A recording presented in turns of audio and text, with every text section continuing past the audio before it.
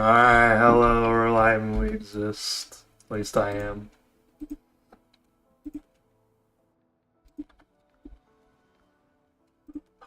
I was gonna leave here for a moment, but I think, yeah, because it's all sorted, I am gonna work on the house a little bit more to start the stream, because why not?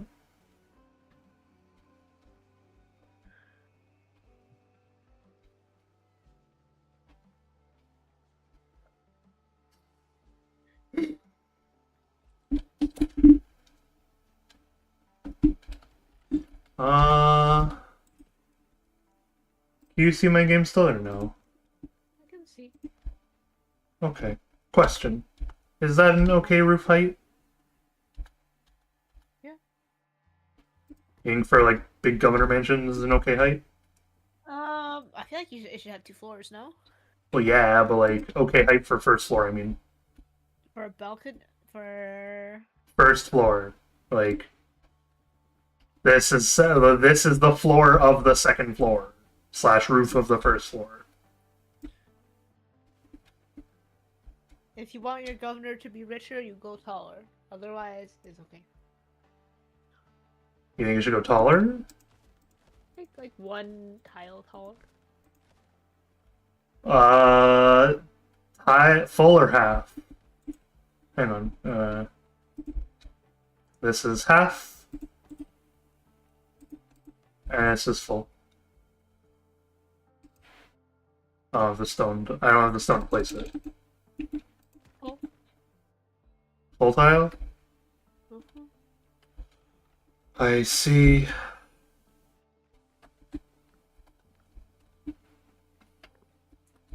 I break something then to get the full tile to start placing wood. I can't actually break a lot of this crap.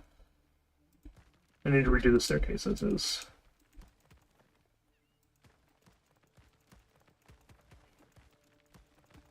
So like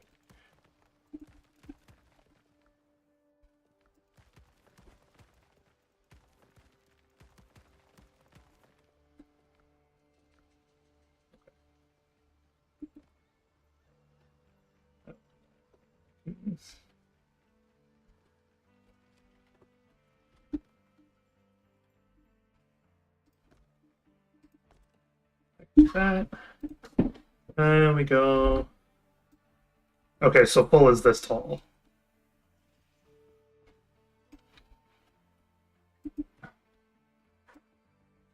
You think that's a good height? Yeah. Okay.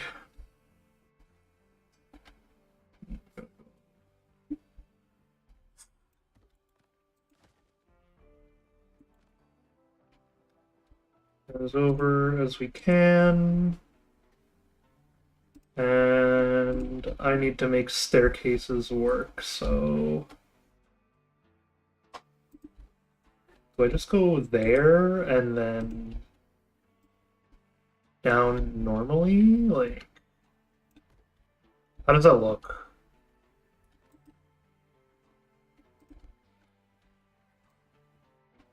It's a little weird.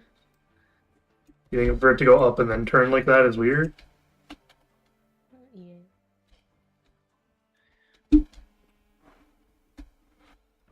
I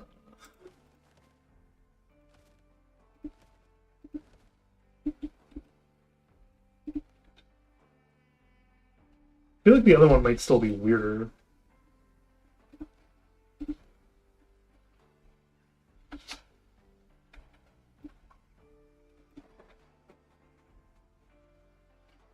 First of all,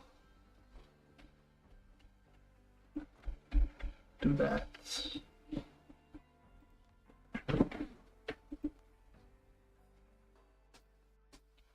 Oh,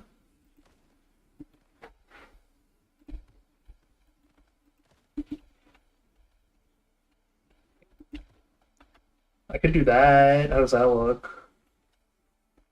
I like that. I like this one more than the other one. Yeah. Oh, what did I just break? I see. I broke a single stairwell right here. Okay, I would like to put this somewhere closer to this bit though, because of how I want this to work, so let's just do that. We'll go floors. I'm gonna go floor.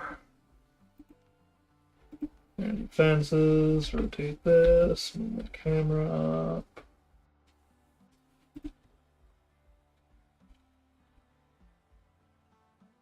Oh, that. Do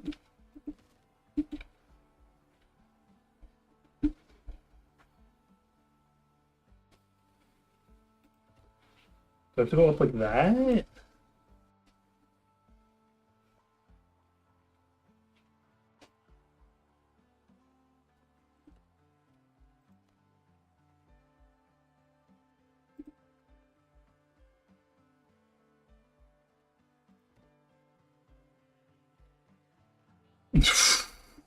I don't know how much I like this.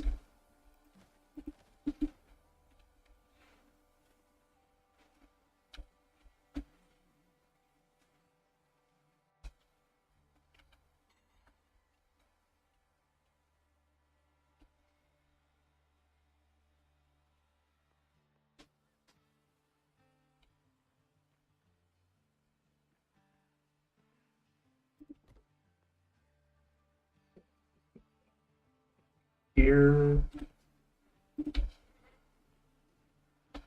And the other way would have it do that. What are your thoughts?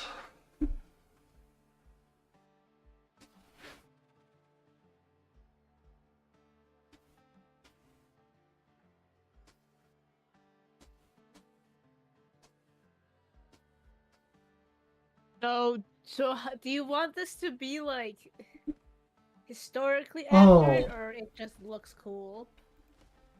More looks cool because it's still just my house, No, but I that's think fine.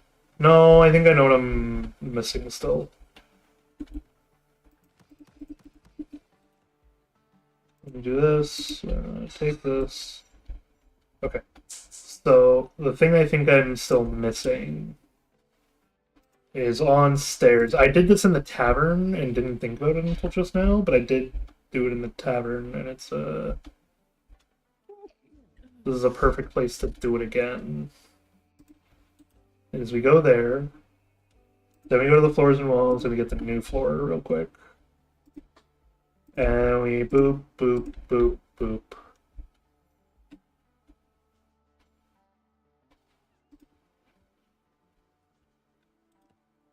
Boop.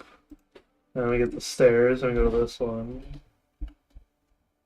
And we... oh.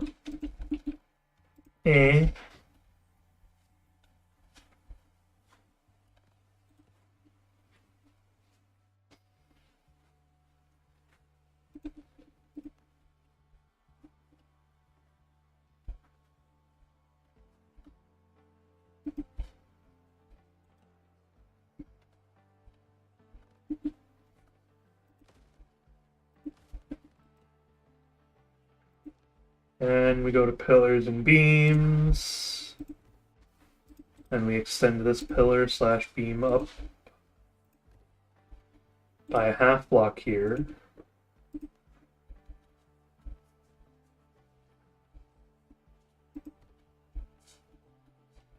Go to the floors and walls. Do this. Then we go to stairs and fences, and we...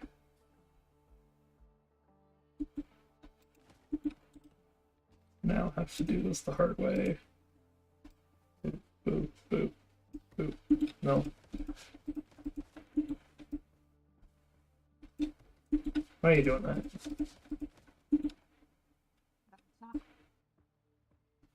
Huh?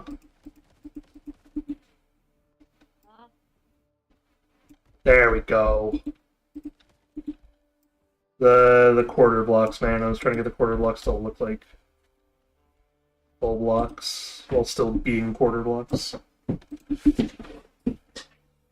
Because then I can put stairs here.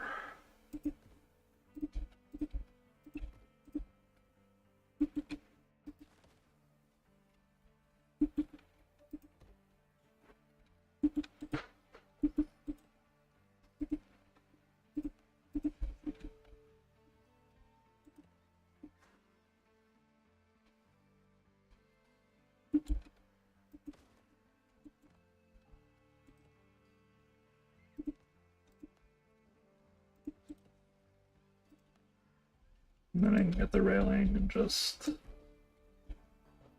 railing up to the second floor.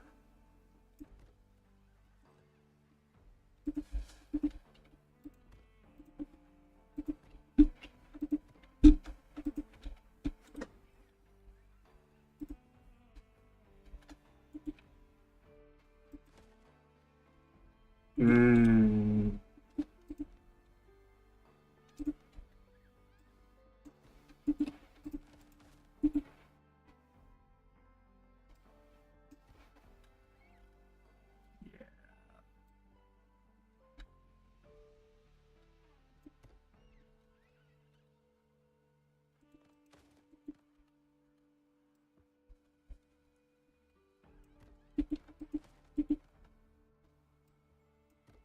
Hello, chat.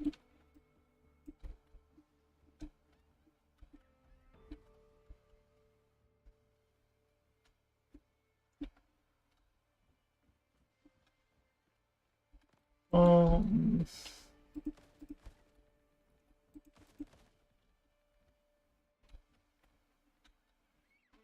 Oh, you know why? Because this is going the wrong way. I knew I was doing something wrong.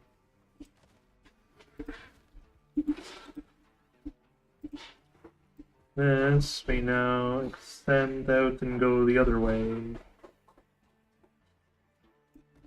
Because what we're going to do is we're going to take this and make 2 full blocks so that we can come to stairs and make the stairs go up the other way.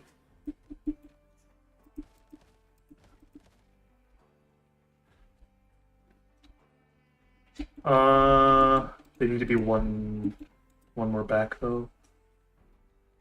So for the walls,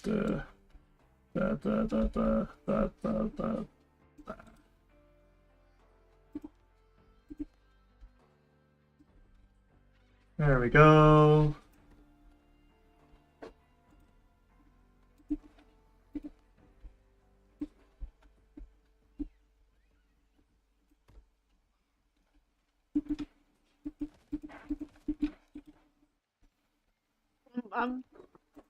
I got a question.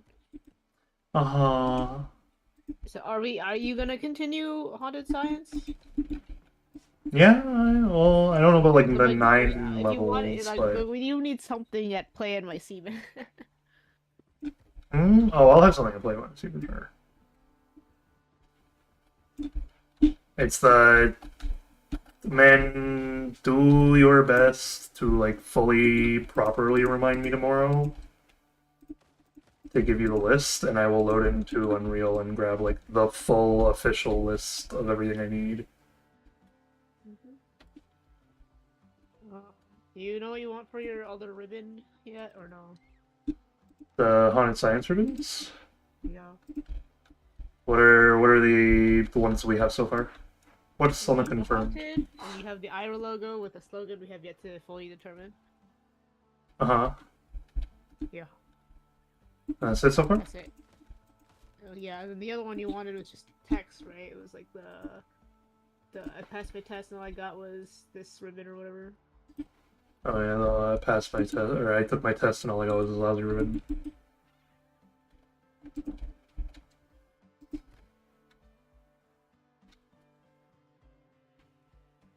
Yeah, but did you want any art with it, or did you literally just want all text, like? Oh, hang on. What just happened? Oh.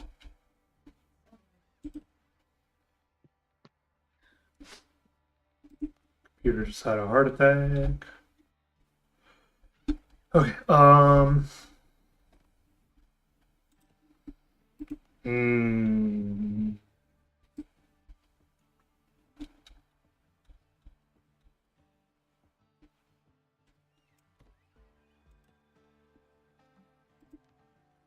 I don't know, because you never really, like,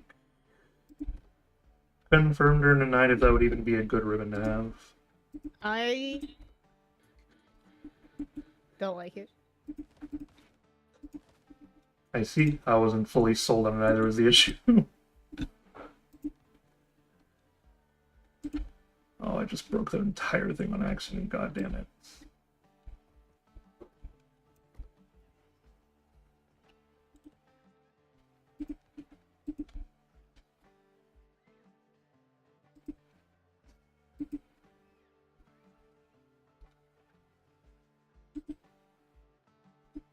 Um...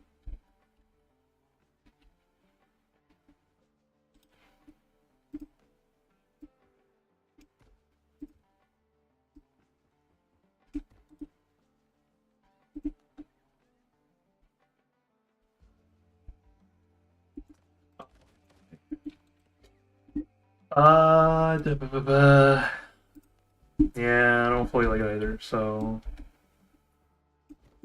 Should be redone or thought about.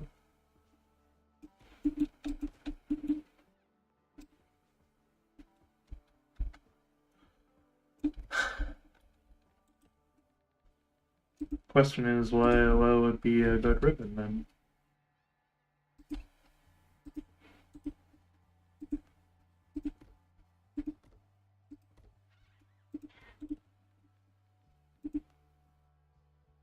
Oh yeah. I was like, I was trying to remember. I was like, what?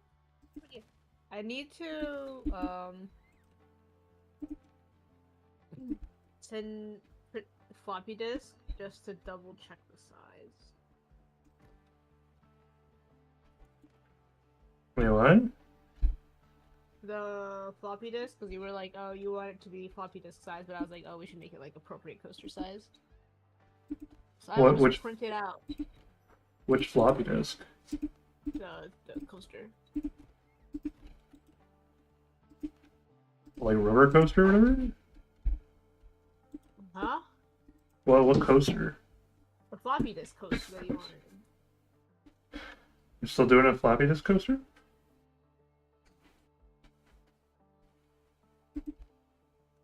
The Clover Pit?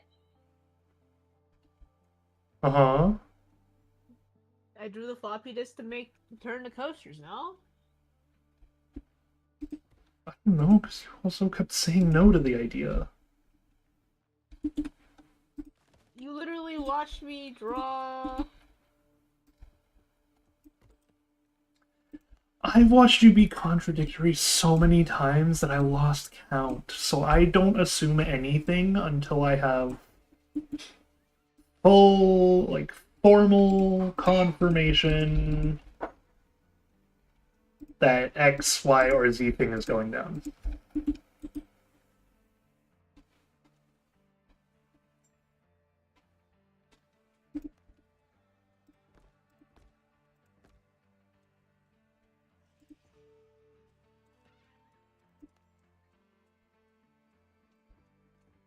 Like, yeah, I probably did watch you make a coaster, but I've also watched you make, like, doodles and other things that go nowhere to man.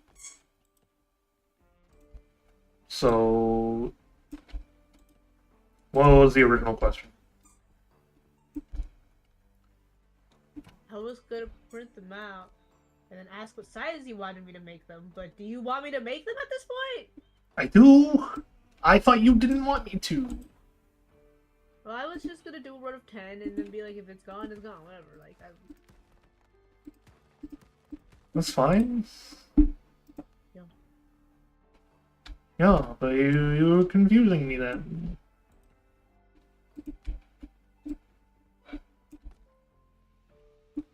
You need to, like, confirm or, you know, start rejecting ideas the more firmly. No, because then it's just gonna confuse you even more if I change my mind.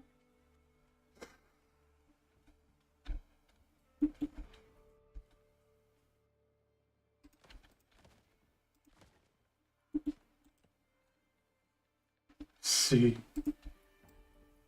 But I don't know what you want me to say. You're making me not want to make it. Do you want to make it or no? I thought it would be a really cute it idea. For you. Uh-huh. Yo, but now it sounds like you don't want me to make it. No. I never said I don't want you to make it. I don't like your tone when you're talking about it though. What? Yeah. Because I was under the impression you canceled it, so I was like, oh. It sounded like if you don't want to make something, I don't want to force you to make something. That's what you always tell me. Don't force you to make it. Otherwise, you just don't make it. And it's even worse. It takes even longer. Like, okay, I won't force you to make things.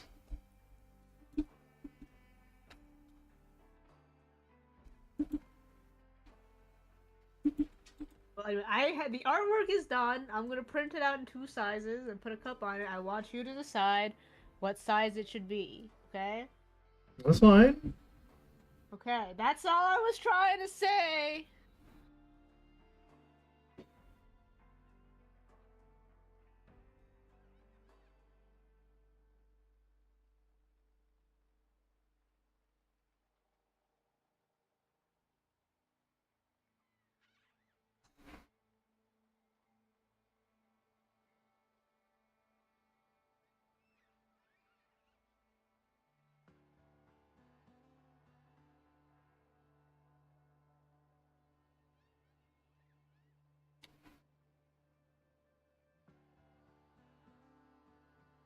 Okay, so those are the 2 coasters you just sent me.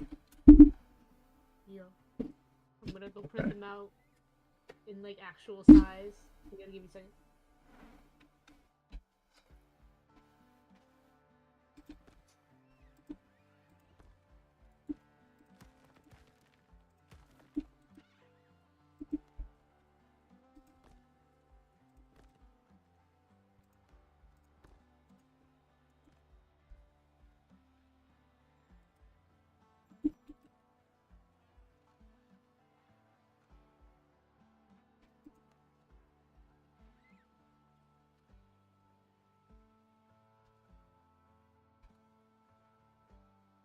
Do you want like a mini keychain version or no? No, that's okay.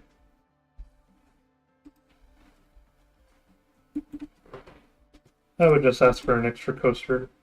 I will just save them for you. Uh-huh. Do you want the display piece or do you want a brand new one? I didn't think a display piece.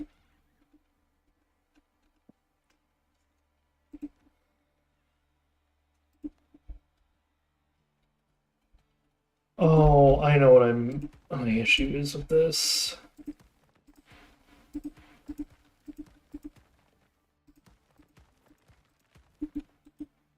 The issue is coming from the floor and the wall not matching up. Period. So we do that first. Then I do this. Then I go to pillars and beams, and I get this pillar.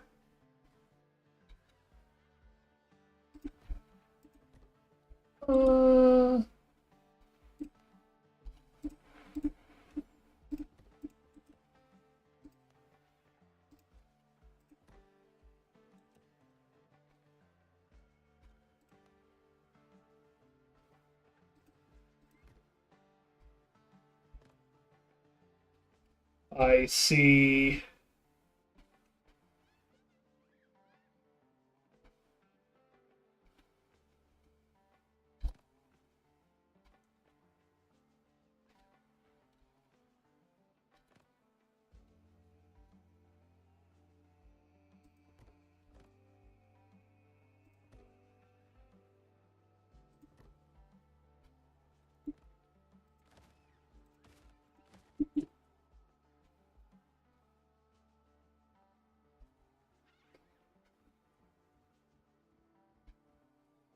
that you're trying to be an inner floor banister, and I need you to be an outer rim banister.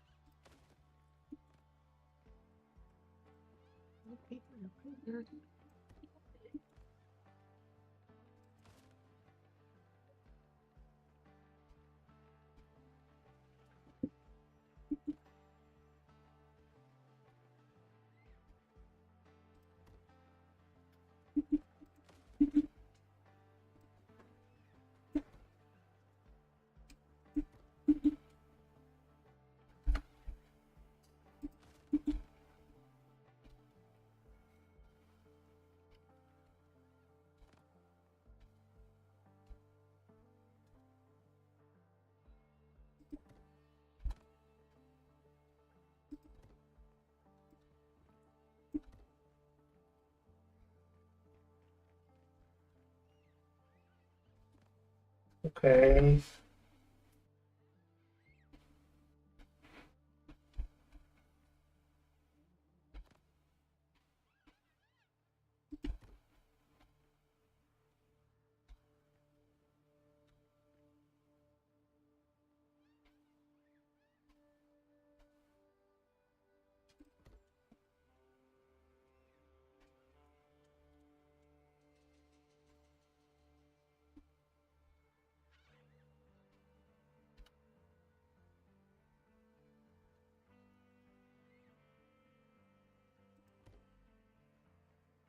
There we go. That looks.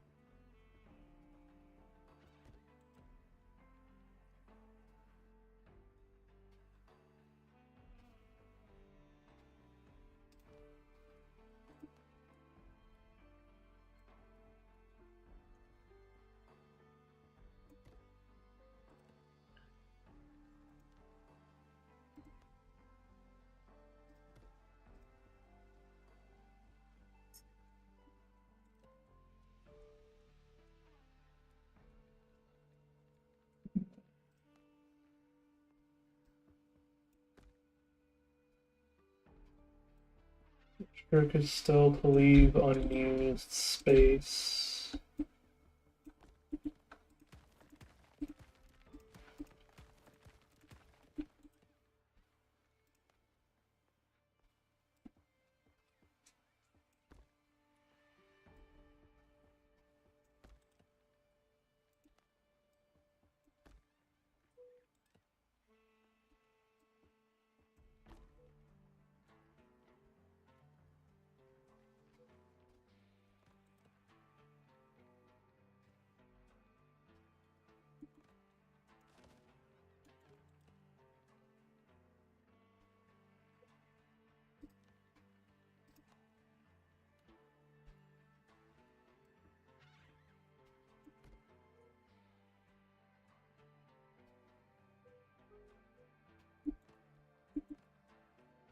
You want to stream to me what you're doing? No, because I'm about to send you 2 phone pictures. But can No, after that? after. Okay. I was mostly asking for the music. I see.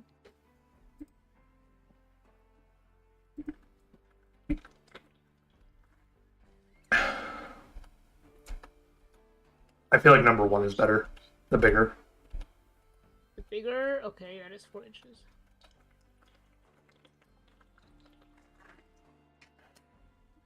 Uh-huh. Bigger than a normal floppy disk. Well, yeah. Well, I don't know. You were really wanting it to be like actual floppy disk size.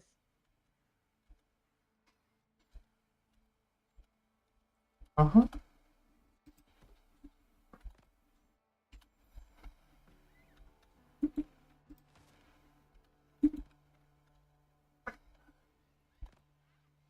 Hoping it'll look nice and it actually looking nice are two separate coins, though.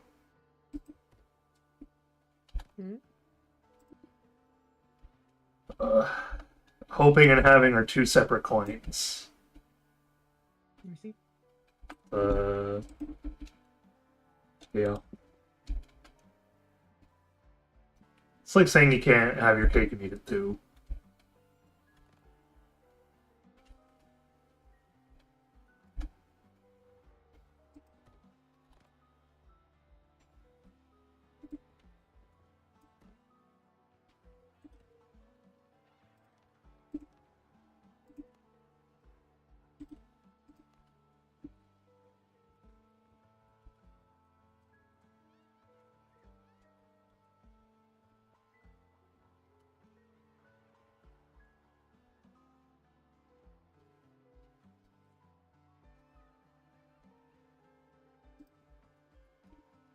What do you think?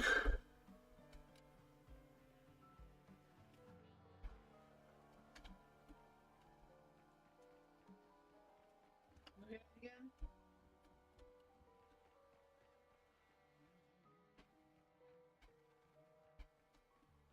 I'm thinking of moving the Is that stairs a up. balcony or something? Yeah, it is. But I'm thinking of moving the stairs up still. To be like... Huh? Yeah, it was kind of weird looking. Uh-huh. I think it's because they were just... the stairs were a little too far back. Where normally they're like right at the little balcony bit. So now if I do this... And I go... fences... There. You go bip. You go bop.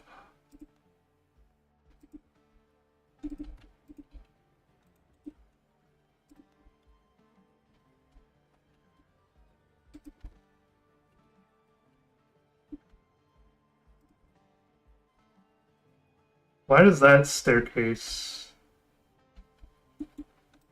intersect, but that one doesn't?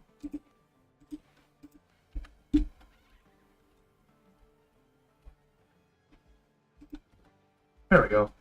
Alright, what do you think?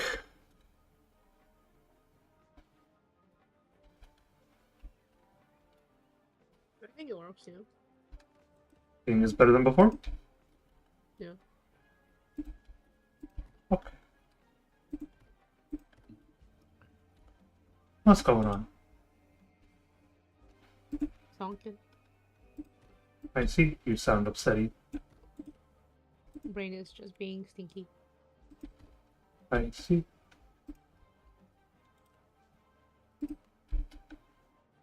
Let me know if I can help. Oh, like a puppet. Okay, I can easily handle.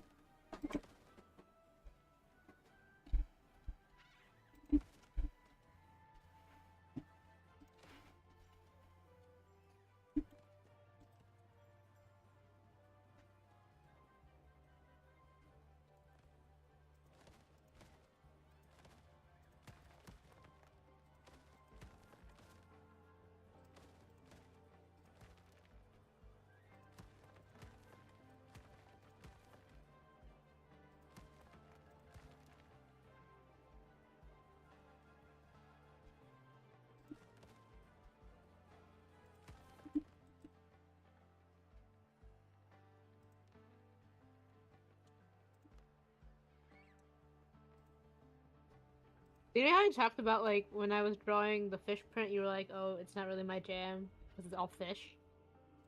It's just Yeah. Yeah. yeah, is there, like, something else that, like, can be added to make it more appealing, or it's just like, oh, because it's all fish? No, yeah, I think it's just... I think if you tried to optimize too far, then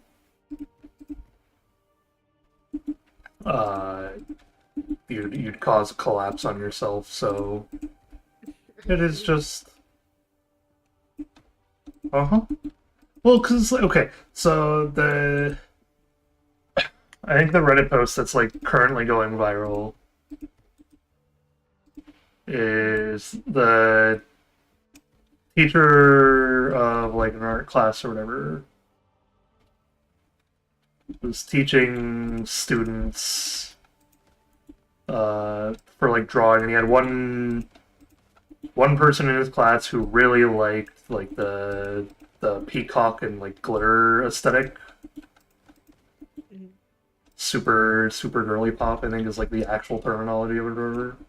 Uh-huh. Yeah. It's an actual term, that much I know. Either way, he had one girl in his class who like absolutely loved it. But he was driven mad by this stuff. And as a result, she like underdid herself at first or whatever. Where she just like didn't put on the stuff that she liked and was like really hesitant with it, but like still kind of added it to, keep a bit of her own character in or whatever. And he was just like, no, don't do that. Just go wild with it. I would rather you go wild and I get driven insane than you give up your artistic integrity and appeal to me.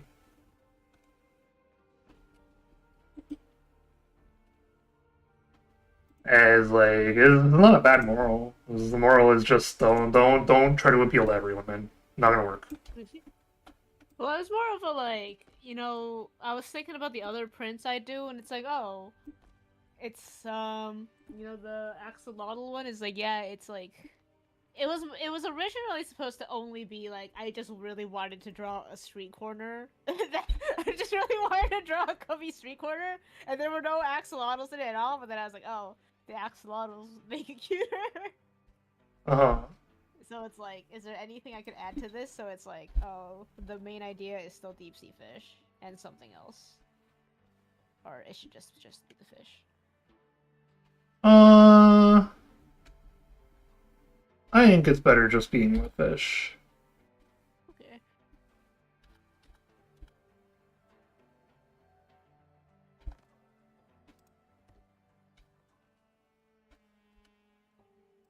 I don't think it's something that should appeal to me. It is not my say. Okay. I mean, yeah, this is more of a test of like, what happens if I draw like a. Honestly, it's like a non-mola, non-too weird large print. See if it sells well or not. I see. Because like, yes, Butterfrog is not mola, but it's also Butterfrog. Uh-huh. It's very specific. But like, you know how hard I am specifically with art stuff too, man. So it is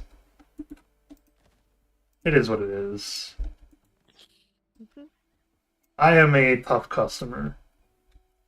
Uh-huh. That's good. Huh? That's good. Otherwise, you'd be spending too much money, and you already spend a lot of money. Yeah.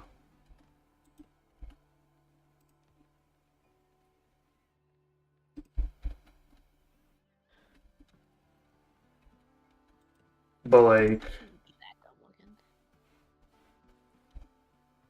I'm a tough customer, but it is just something that happens.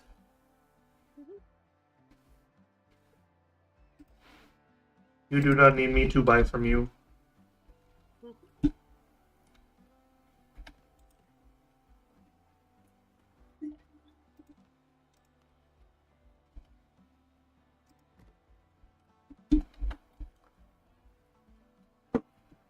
Oh, this is a little annoying.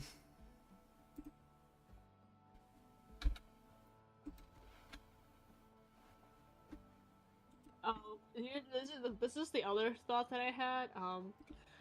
If I get the deep sea phone gacha, should I just replace the current one, or should I Yeah. replace the sticker one and have two different phone ones at the same time? Replace the current one. Okay.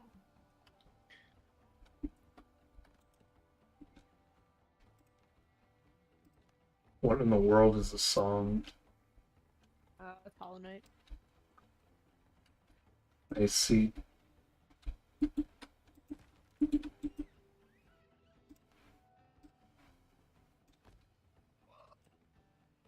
Sounds like it sounds like a weird ass like he gonna getcha. I think it's like the pink cave area. Yeah, it's Crystal Peak. I see. I will not know what that means. It's the area where they start having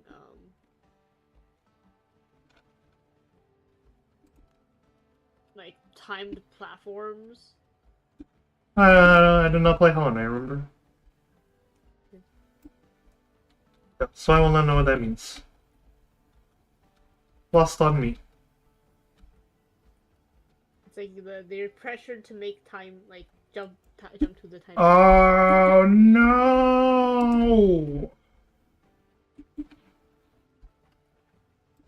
Sorry.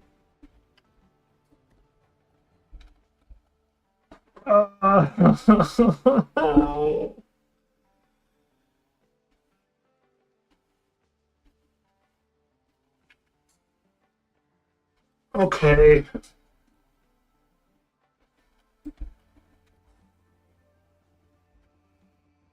Oh, I know what this song is, though. Mhm.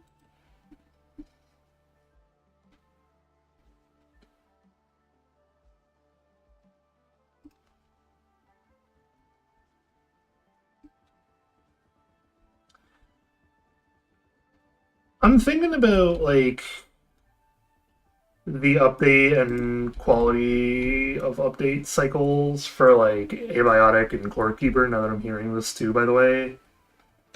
Oh. And I'm just like, I understand why I like Abiotic more. Yeah, the core keeper was just like, here's like 2 new outfits and 1 new enemy, and then there's Abiotic with the super massive whole new system. I feel like Core Keeper also focuses like a weirdly large amount on the wrong things, or they're like, oh, here's a brand new biome, and then it's like, here's 2 enemies in that biome. Yeah. And you're just like, okay, cool, thanks for the 2 enemies, but like, is there new outfits or mechanics? And they're like, you get 1. They're not gonna tell you 1 of what, they're just gonna say you get 1. You get Like, one. yeah, there you go in and you look, and it's just like, oh, you mean you get 1 new outfit, or like, style each. Cool. Fun, but a little lackluster. Mhm.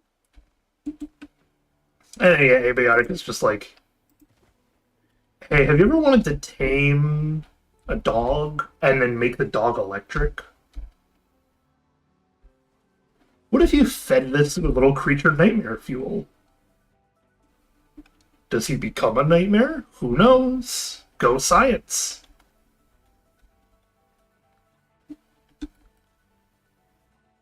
And I'm just like, the difference in how they get and how they do their updates is wildly staggering. Mhm.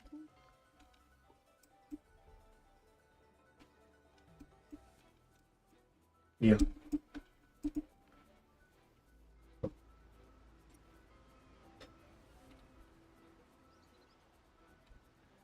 You know what the hardest part of making a new game engine is going to be that I'm probably going to try to crack sooner than later, by the way? I have to make a save system. You sure do. Mm-hmm. I have to make a file you can write to that is just like, here is all the different like data bits, etc. of what constitutes a save. The funny bit is this means that this is also going to be one of the most moddable games of all time. We just need to know C++. Yeah. Well, and injections, but it was like same thing.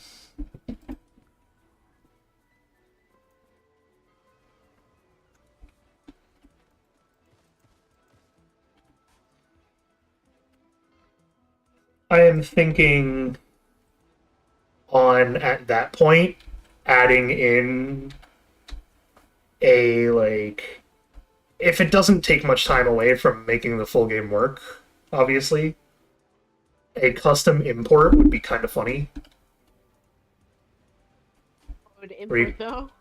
Your own events. Your own daily, like, weather event thing. Sort of like your own naturally occurring events. Like, what format would it accept? Probably like JSON. Or XML. XML is really easy. XML is like super easy, in fact. You could write an XML file and know what you're doing, for the most part.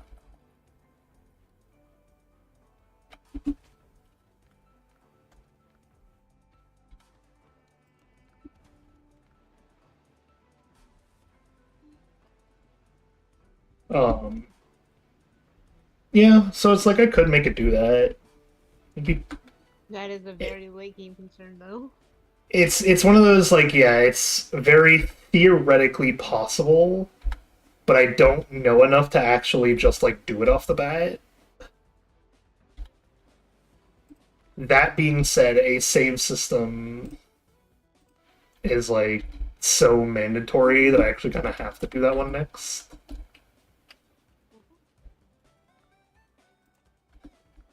This is Corekeeper, right? No, Celeste. This is Celeste? Whack. I feel like I've heard this in another area before. I heard me play it like a billion times. That's fair.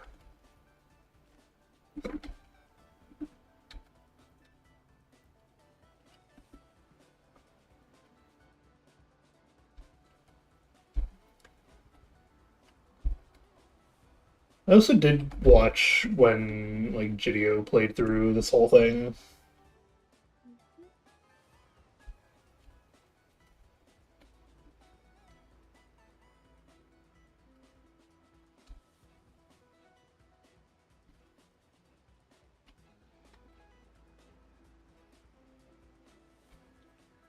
Which I'm gonna start experimenting, by the way, with Twitch. I am going to see how long it takes for it to actually become a problem that I just continue leaving my category as Windrose. Alright, see? I'll still change for, like, abiotic on weekends, or, well, actually no, I'll leave it on Windrose for everything. Let's just see how it goes. Like, you want chat to just come and be like, you're in the wrong category. I mean, it's good bait. You're just baiting chat. Yeah, kinda. You see? It's good bait, you gotta admit.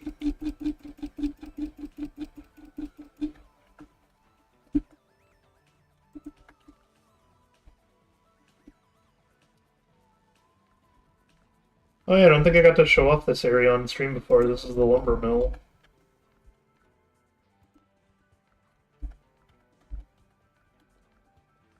It's, like, actually done. We have the storage shack, we have, like, little seating area. We have the actual sawmill over here. I have a great memory of building this sawmill now, too, because I built it to Frog playing Kingdom Hearts 2. And I think... I'm trying to remember what conversation it was I was having. I know it was Organization 13 stuff. Yeah. Yeah.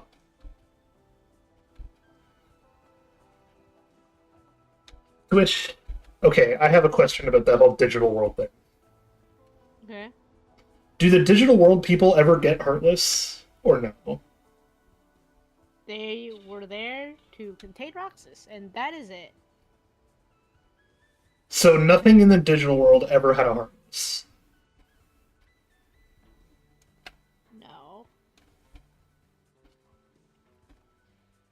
You say that with such skepticism. Because there's the whole, like, recoded thing. That's different, so we don't talk about that one. What do you mean we don't talk about that one? The whole point of recoded was to tell us about recompletion, and that's it. I don't care. What is that? What is recompletion? So if the heartless and the nobody of someone die, you get the human just kind of magically comes back to life. Why? I don't know, but it happens. Failed at killing someone so bad he brought him back to life. Huh? So failing at killing someone so badly that you bring him back to life. Yeah. So that's why Old Man Xehanort is back in like the 3, because we killed Zemnis and we killed Ansem, Secret of Darkness, and so Old Man is back, right? Okay. Yeah. Everything's for sale somewhere.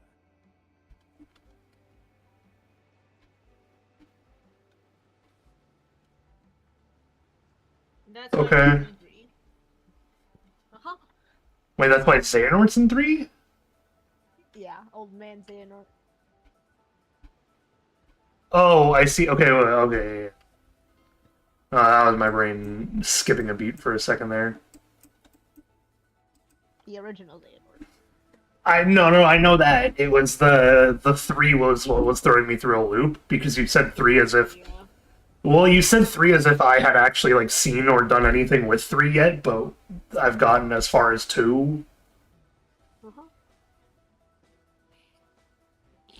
And I only did 2 with Frog because I know we were doing 3, 6, whatever, blah, blah, blah. Which, did that come out before or after 2? Before, too. Okay. Because I think the reason I was, like, losing so much interest, too, is nothing happens in that game. Nothing what? Nothing happens in that game. In 35802? Yeah. Things happen. What do you mean? They just go and have ice cream every goddamn day, and complain about life. That's like the day-to-day, but things happen.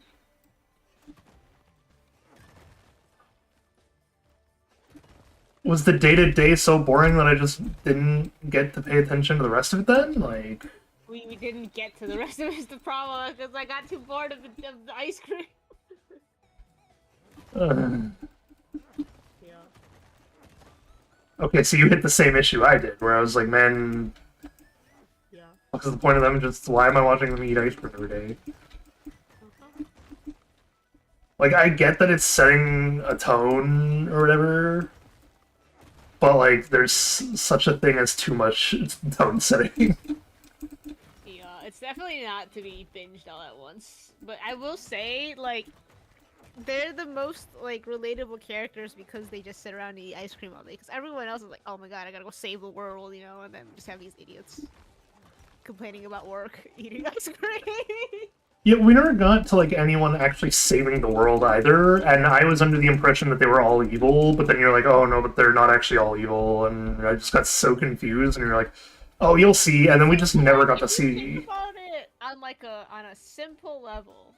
They're not really doing anything bad. They're eliminating Heartless, and they're kind of, like, watching people, which that's the question of Heart, but, like, they're just kind of eliminating Heartless. But they're also trying... But they're also trying to make their own heaven? Yeah, that's where you're just like, okay, maybe don't do that. Okay, but that's a little, like, that's like saying Team Galactic aren't entirely evil people, and you're like, I don't know, man. Doesn't Team Galactic, like, kidnap Pokemon still? I don't think Team Galactic did. Okay, but like the heaven. Pretty sure that was like to like destroy the world or anything. They just like wanted to have feelings again. Is that really why they're trying to make Their own Well, that's the heaven? reason you're told, anyway. Okay, but that's different. Yeah. How many of them actually believe that reason?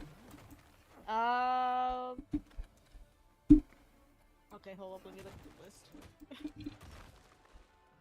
How many of them genuinely believe that reason, I should say, too? Not like... When you play 358 over 2, everyone.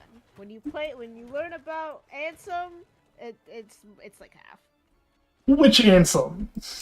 Like when you get to Kingdom Hearts 3, it's more like half. I see. Yeah. Okay. So, here, let's see how much of this I got correct for, like, timeline-wise, of what I know has gone down so far. Kingdom Hearts 1, they're all chilling on an island. Yeah. To start. Shit hits the fan, and they all get pulled into, like, separate worlds. Yeah. Which is because... Okay. Don't go into detail, but it's because the Riku and Kairi are, like, quote-unquote kidnapped. No. No, they're just literally just pulled into another world for no reason. Okay, oh god, I'm like, where does Riku end up again?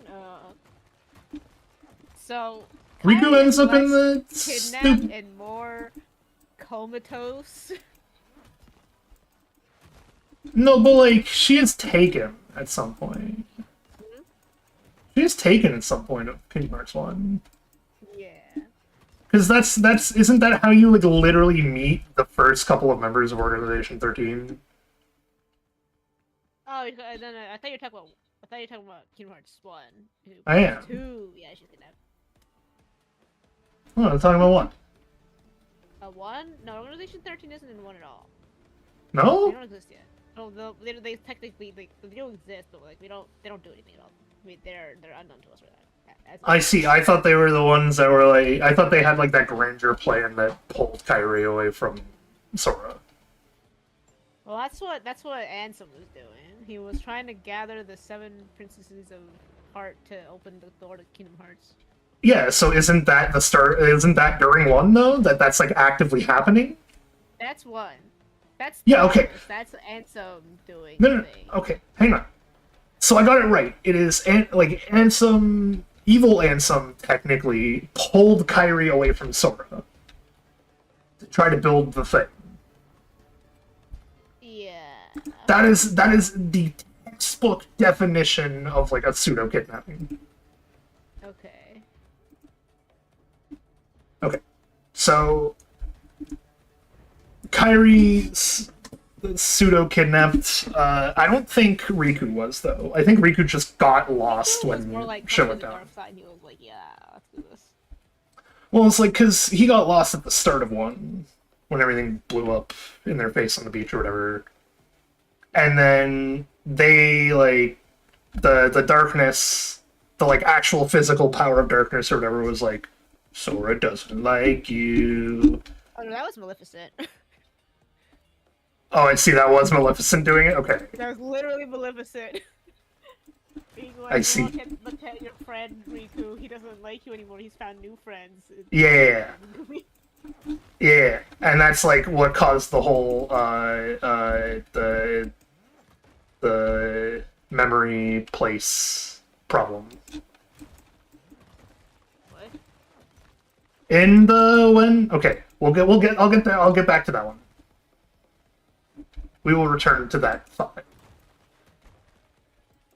But Riku is like told like, your friend doesn't like you anymore. Ha ha ha ha ha ha. Yeah. Meanwhile, Sora's like trying to actively find him. Yep. And I'm pretty sure somewhere in 1, I can't recall exactly how it happens, but I'm fairly certain Sora is even told at some point that Kairi is okay. Yeah, Riku's like, don't worry about Kairi, I've got her. He's like, what do you mean? He's like, Riku "Don't worry says about it? Bro. He's like, what do you mean? Wait, Riku says it? Yeah. Oh, I He does not see. say He's like the don't worry about it, bro. I got it. And so Sora's just like, what do you mean? And then he just never tells you because he's being mean. Yeah. Yeah. But then he's like trying, so then you go and you fix a bit more darkness and like try to actually save the worlds or whatever. Yeah. To which point, oh, hello, Dennis Stormer, thank you for the follow. I saw you gave a Twitch whisper, so I'm assuming you're a bot. That's just my assumption with any Twitch whisper now, though. Anyway, okay. So you go and you're just like saving the world from the spreading darkness because of the attempt to like make a new Kingdom Hearts or whatever that blew up the doors. Yeah. Okay.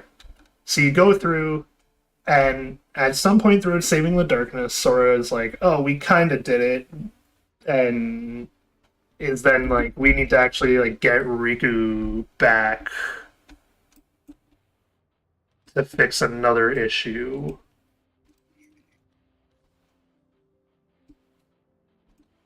No. I got my timeline wrong. Hang on.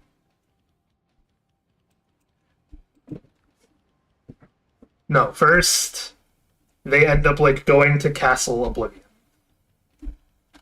Mm-hmm. And that's like the end of 1. Yeah. Okay, the bit I'm forgetting is who is the main villain? Of what? Yeah. Who's the big Ansem. bad? Okay, so it is Evil Ansem that made the whole like Princess nuke. Yeah. Okay. Gotcha. So then So for a while, you were just like, oh, Riku's turned evil, and then whatnot. And then at some point, Ansem takes over Riku. And well, no, okay, yeah. beat it out of him. Yeah. Beat the That I Ansem. was gonna get to with the whole like there's another issue they don't address until later as well in like extra flashback bit. But yeah, you do have to like beat up Riku at some point.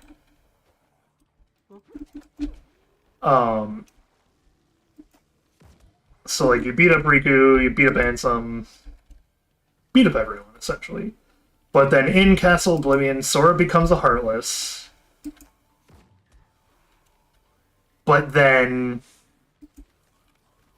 also still like controls his Heartless enough or something to power friendship his way to saving the day. No, so okay, so when we Without getting into any without Ansem hang on. out of Riku. Without getting into any other events, I want to only stick to Kingdom Hearts 1 for a moment to clear these up. Yeah, no, this is in Kingdom Hearts 1. Okay. I just wanted to Beat the clarify. Ansem out of Riku, right? So Yeah. it's back to normal. Yeah. We then learned that the reason why Kairi's been comatose this whole time is because her body ain't got no heart. It's in us. Yeah. Sora. Yeah. Oh, it's in Sora. In Sora. Oh, that makes this even worse and more confusing. Goddamn. Okay. Yeah, so then Sora's like, but how do I get her back? And Riku's like, oh, you gotta kill yourself. And Sora's like, okay. So he literally does the seppuku and turns into a Heartless, and then Kairi's heart goes back to her body. Okay. And then at the same time, because Sora became a Heartless, Roxas is made. Yes. And Now, also Nami, hang on. we will get to her. Well, I was gonna say, then, what we learn is that because Kairi also had no heart, because it was like stolen and put into Sora, she has a Heartless, aka Naminé, who is entered. That's the nobody. Well, okay, sorry, whatever. I said it was her Heartless. It's her nobody. You know what I mean, no? Yeah, Kairi doesn't have a Heartless because No, because her heart was put into Sora. Yeah. Because when a person like dies or whatever, they get split into the two, the Heartless and the nobody. No. Okay. then yeah, when she had her heart like stolen and put into Sora, she didn't get a heartless, but she got a nobody because the lifeless the heartless thing remains. And so hang on, here's no no the no no problem. no no no no No, no she does no. not. That's not what nominate. Nope, that's not why nominate exists. That's not why nominate exists? No. Okay, well then. Well, okay, sure. Without going into any of her purpose or whatever, because I want to go into that and be like, what was she up to? Because I think I know what that was all about. Why was she made in the first place? Just made. Okay, so nominate is Sora's body, Kyrie's heart when Sora does the seppuku. Roxas is Sora's heart, Sora's body when he does the seppuku. Why does he get two different bodies? I don't know. Why does it generate two nobodies? No, that doesn't make sense then, though. So the reason why Kyrie does not have a Kyrie only nobody is because she's a princess of light, and that's why she's comatose. That's her body. Instead of turning a nobody, it's just comatose. No, but she. No, okay. Her body just is vibing. No, hang on. I will contest this at a later point. Because there's like a whole other bit to get to before I can contest it. Okay. So, to get into it, in pure like essence and ease of understanding, we will just continue to call Naminé Kyrie's nobody. Okay. Out of pure technicality, even.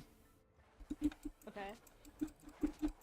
So, the nominee then has to like fix Sora and his memories.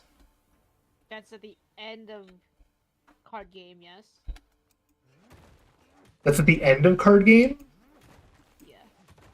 Okay, so card game throughout is like Organization 13 fucking with nominee still or whatever? Yes. So do you know why they had nominee do all this stuff? Because they were trying to make a Keyblade wielder, and to do that they needed to understand Sora and his memories, so they needed her to make the memories so they could then fix the memories so that they could then map it to be used. Okay, not that complicated. They just wanted to brainwash Sora, man. I see. But that's what they laid out their plan as.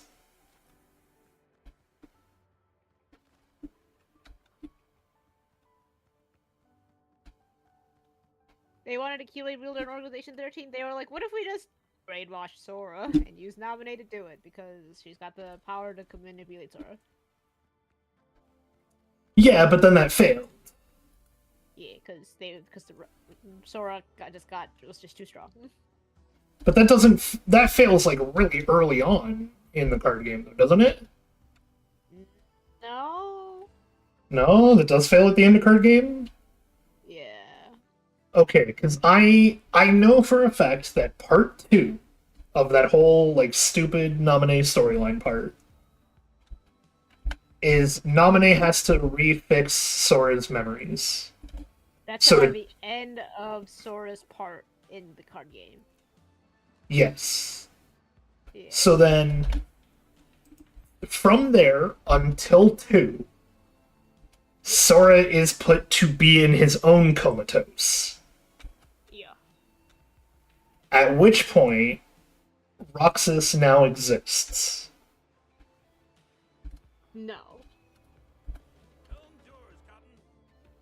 When does Roxas come in? Roxas starts existing when Sora commits suicide in 1. But he doesn't actually like do shit until then, though, is what I mean. He does stuff a little bit before card game and a little bit after card game. Like the 3-5-2 takes place both before, during, and after card game. I see, and that's my missing memory link anyway, though, is the one that I'm There like... is literally a time in 3-5-2 where people are like, we're going on a mission to Castle Oblivion. Bye. I'll see you later. And then they all die and don't come back. And you're like, oh no. That's funny. Like literally, there's like a good week where we think Axel is dead and are depressed. That's pretty And then funny. he disappears, and we're like, bro, we thought you died. That is really funny to me. Uh-huh.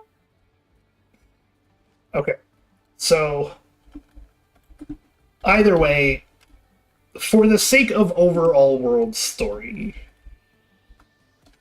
I'm gonna say that, like, I just didn't know what Roxas was up to, so, like, to me, he shows up, end of card game. Okay. That's, like, when you first kind of see him, because I don't actually know what it is exactly he's doing in between then and now. He's doing something alright, but no clue what the something is. Okay. So then, we have card game, and then we have, like, the 3-5 over 2 is why I'm like, that's just pseudo missing link. Because Okay. it had, like, the stuff that happens a bit after card game, I thought would be completely irrelevant, because it's all kind of covered in 2 anyway. Yeah, for the most part. Okay, so then nominate is then near end of card game / early part of 2. Nominate is tasked with fixing Sora's memories. Yeah. At which point, someone in the organization gets a bright idea to be like, what if we just made someone who could use a keyblade? Yeah. Because then, if we can control the key, we can control the rest of this bullshit. Uh-huh. And problem solved. So, they want to use Nominee to do this, because Nominee has, like, been fixing up Sora. No, wait, what? Hold up. No? Hold up. Go back. What? Where? Why are we now trying to manipulate Nominate after she's not fixing Sora? What? No, like after the first attempt at trying to get Sora through Nominate, they don't bother with her anymore. No? No. Well... No, they do. Okay, I guess I can get to that as that weird bit is revealed then. Because it is a point in 2 that happens. But I can see where the confusion would lie in that they don't technically go through her to do it, but they do use her. Okay. So in 2, we start 2, and we learn that, like, we go through the Roxas memory while we are unknowingly not in the real world. Get to that bit later. At some point in the opening sequence, there is a bit where Nominee leads Roxas to Sora.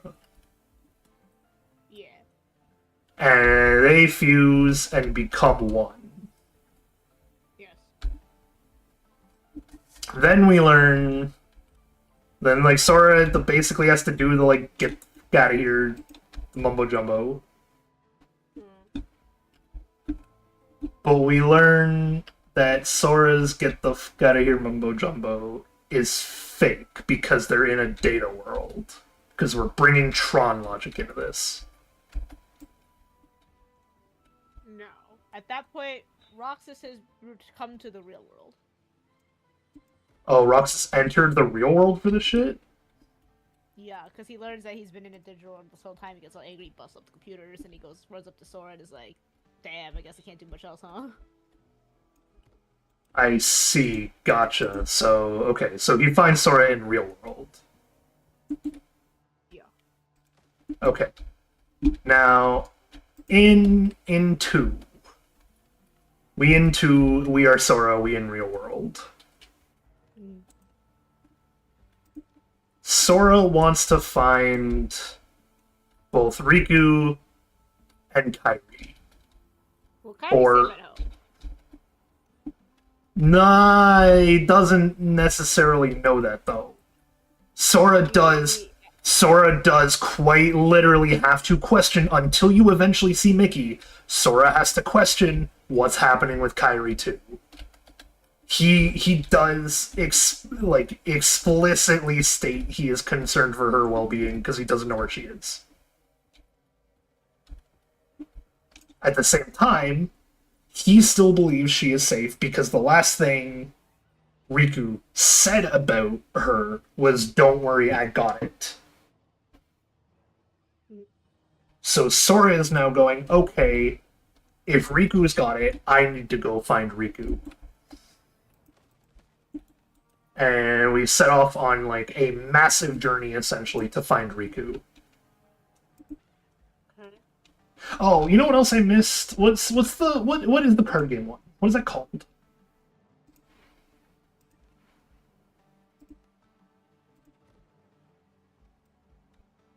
What's the card game one called, Snowy? Chain Memories? Chain of Memory, thank you. Okay. There's like two major bits in Chain of Memories I forgot about. One of which is that we learn that's how you learn Sora's memories can be manipulated because they make you refight Riku. Yeah, well, no, that Riku's a little different. Whatever. They make you refight Riku. Because it's not the same Riku because he does still actively think you hate him. Okay, so Be- so you're talking about the Riku that like runs around the whole "I'm me" thing, right? Yeah. That's not a like yes, that is sort of memory related, but it's not entirely fake. But that's kind of my whole point of like we learned there that memories can be manipulated. Yeah. Because they are manipulating memories in order to do real shit. So, what do you think? Like, what do you think they're doing? Like, what is it they're doing to manipulate the memories to do the thing? What do you mean? Like, do you think they're just creating the memory that we fought this Riku, or? No. They're like using the memories we have, but like literally changing them in a way that makes us panic more. No. No? No. So what they're doing is literally stealing a chunk of your memory, putting it inside a little robot doll, and then bringing it to life. I see. That's what Well, the evil Riku is. but that's also all in the memory castle where nothing and everything are real all at the same time. So the whole evil Riku thing is what we call a replica. It's very real. It can leave the castle. It can go off and do whatever it wants. I see. Gotcha. Okay. I think that's where you were running issue into with my statement. Yeah. Okay. So then, either way, we learned that they can like do this weird stuff with memories, Uh-huh. and it's kind of scary because, like, yeah, as you said, it's very real, but also very much like just based off of a memory. So it's still very like flimsy, but is still real in a sense. Whatever. Yeah, that's why we were able to break him. Like literally broke him. Yeah, okay. So then that whole bit happens. And in the meantime, Riku is also going through like a journey of self-discovery. Yeah. Who is he with, by the way? Like And maybe, if- but only on the phone. Okay, I was gonna say I was about to be like, and if you say just Ansem, I swear to God. No, good guy Ansem comes later. Yeah, okay. Well, No, good right guy now, in Ansem. the castle, it's just Mickey, but he's on the phone. Yeah. Via Good message. guy Ansem comes to back to where we were of like Kingdom Hearts 2. Yeah, good guy Ansem only appears in 2. But then into we break out, we get into the real world, and we go, oh, Riku gone missing, whatever. But he's the last one to have seen Kairi as well, and said Kairi was safe. I need to make sure my friends are okay. Okay. So he goes through, like, Sora goes through, gets sidetracked in the most ADHD fashion imaginable. Yep. In finding everyone. Because, like, at least in 1 you're fixing the worlds of their darkness. Man, in 2 you are literally just like, oh, this guy killed your father? Man, that sucks. Let me go kill him for you real quick. So part of what you're also doing in 2 is at the end of 1, you disconnected all the worlds so that they can't interfere with each other anymore for safety or whatever. You're reconnecting them in 2 so that you can travel between them again. Yeah, but that's just the Chip and Dale parts. Yeah. That's also Well, why no. you're like sticking around in the worlds and doing the stupid stuff. It's because you need to find the thing to redo the connection. Oh, is it? Yeah. That's why there's like the fancy cutscene where he like shoots the beam at the keyhole. He's opening the pathways. I didn't get to see any of those cutscenes. I see. They're pretty quick. Uh-huh. Okay, so 2 come around, we go, we fix worlds, he gets super sidetracked, blah, blah, blah, blah, blah. The major takeaway comes in the form of, and I hate that I'm saying this because it is without a doubt the worst decision they've ever made, and it's really annoying that it works like this. But all of the important info is literally just in Tron. All of the important Yeah. info is in Tron. All of it. Yeah. So, at some point, we get access to a computer. Yo. I do not 100% remember, but I am 90% sure that this is originally like an Organization 13 computer. No. No? Whose computer is it to start? It is a good guy Ansem's computer. Okay, it is good guy Ansom's computer. Man, it's so hard to... Hmm? He was doing research on Heartless. I see. It is so hard to understand who owns what in this game because they decided to do Tron logic.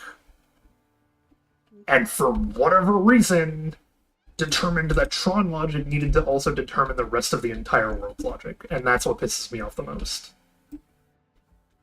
Because they bring Tron into the rest of, like, all of Kingdom Hearts to keep the data thing in line. And it's so annoying. So at some point, we catch up with Mickey in 2. I know Mickey was the first major, like, character we saw for the reoccurring plot. And Mickey was just like, oh, I know a guy who could help us. It's Ansem. And he sent us to good version of Ansem. But good version of Ansem wasn't at his actual lab the first time we went there.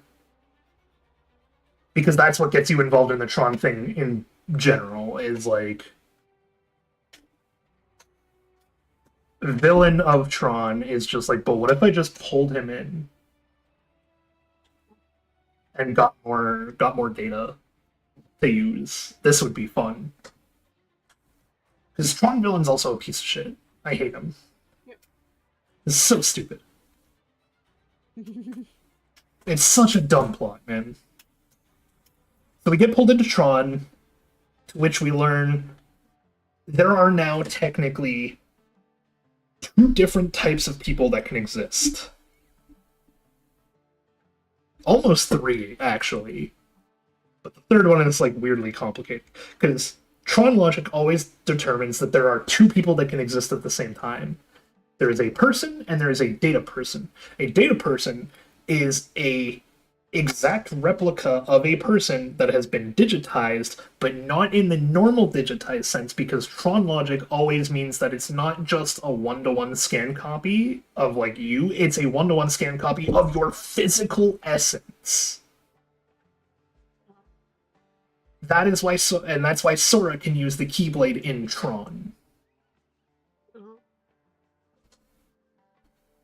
Then, at some point, I don't know when this part happened, but someone from Organization 13 saw that Sora interacted with the computer in some way. I don't even know how he got word that he was in the computer. That's another bit that bothers me entirely. But then Organization 13's plan is, hey, Sora can use this in the computer. Which means we could technically replicate a Keyblade wielder. But to do that, they needed to know how to make a Keyblade wielder. And that's like their entire... Oh, I'm losing you? I don't think Organization 13 never had anything to do with computer stuff. They like literally walk in on Sora using the computer at one point. Are they not? I don't think so.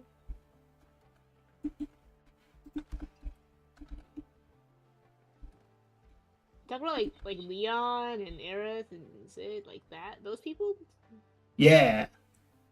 they're not Organization 13. They're people who used to live there, but they got kicked out and they're coming back now. I see. Yeah, because before Maleficent had the whole place overrun with Heartless, we came in, we destroyed all the Heartless, and they were like, oh, we can come back and live here now.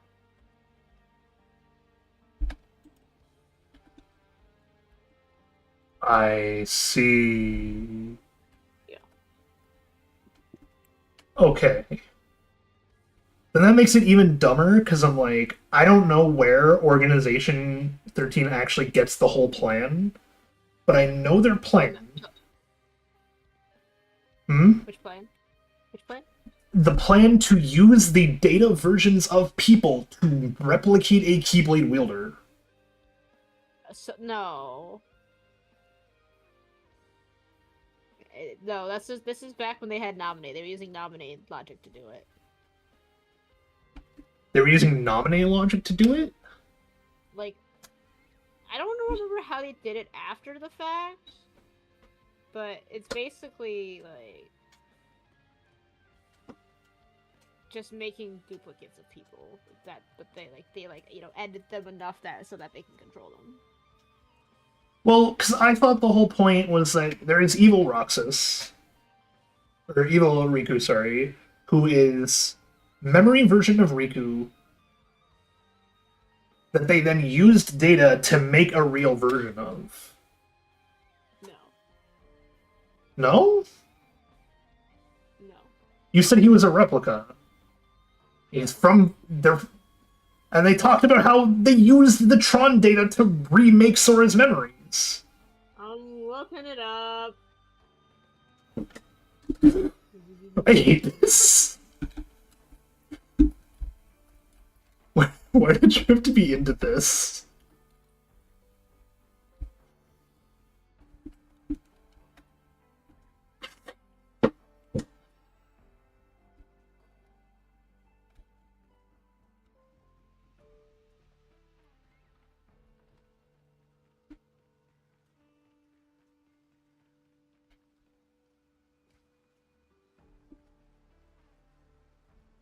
Okay, no, it's literally no.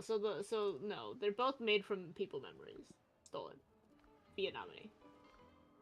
But like, how do they make them real then? So if you like, what do you mean what do you mean make them real? Well, they took the memory and they made it a real thing. Yeah. So That could leave the castle. Basically, like a mannequin. That's the base of it. And if you shove memories into it, it takes on appearances and starts, coming to life and all that. I see. Yeah. Well, because their plan was to use that whole thing to make a Keyblade wielder at some point. Yeah, so the whole duplicating thing was a backup if they could not get Roxas or Sora to cooperate, which obviously both failed. Yeah. Yeah. Okay, so their plan throughout all of 2, though, is, like, make a Keyblade wielder, essentially. Or at least that's what they present their plan at first. It does kind of, like, change right at the end. But it more so changes because of Ansem and not anything they did. I mean, by the end of it, most of them are dead anyway, so, you know, it's kind of just Ansem left. Well, there's, like, red-haired dude left. Yeah, but he... And blue-haired dude. He does quit. Blue-haired dude, we do also kill. Oh, you do kill him in 2? We do kill him. Axel I was like, screw see. this. I wanna get Roxas back, so I'm leaving the organization, and I'm gonna do my own thing. Yeah, but he can't get Roxas back. No, he's gone. So instead, Yeah. at the very Oh. end, he's just like, alright, I'll just help Sora instead. Yeah, okay. So this is where this gets really annoying to me, and I'm going to come back to that whole nominate thing. So, at some point in 2, we learn about other, like, Zemnis is his name. Zemnis is original Old Man Xehanort's nobody. Yes. Okay, I got that part right. And so it's like, it's been his plan all along to do the whole, like, make a Kingdom Hearts thing.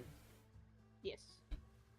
Yeah, and he is the one who was like, oh, like, the backup plan is just, we'll just make our own Keyblade wielder then. Because that was the whole point of the really funny Battle of the Egos on top of chairs.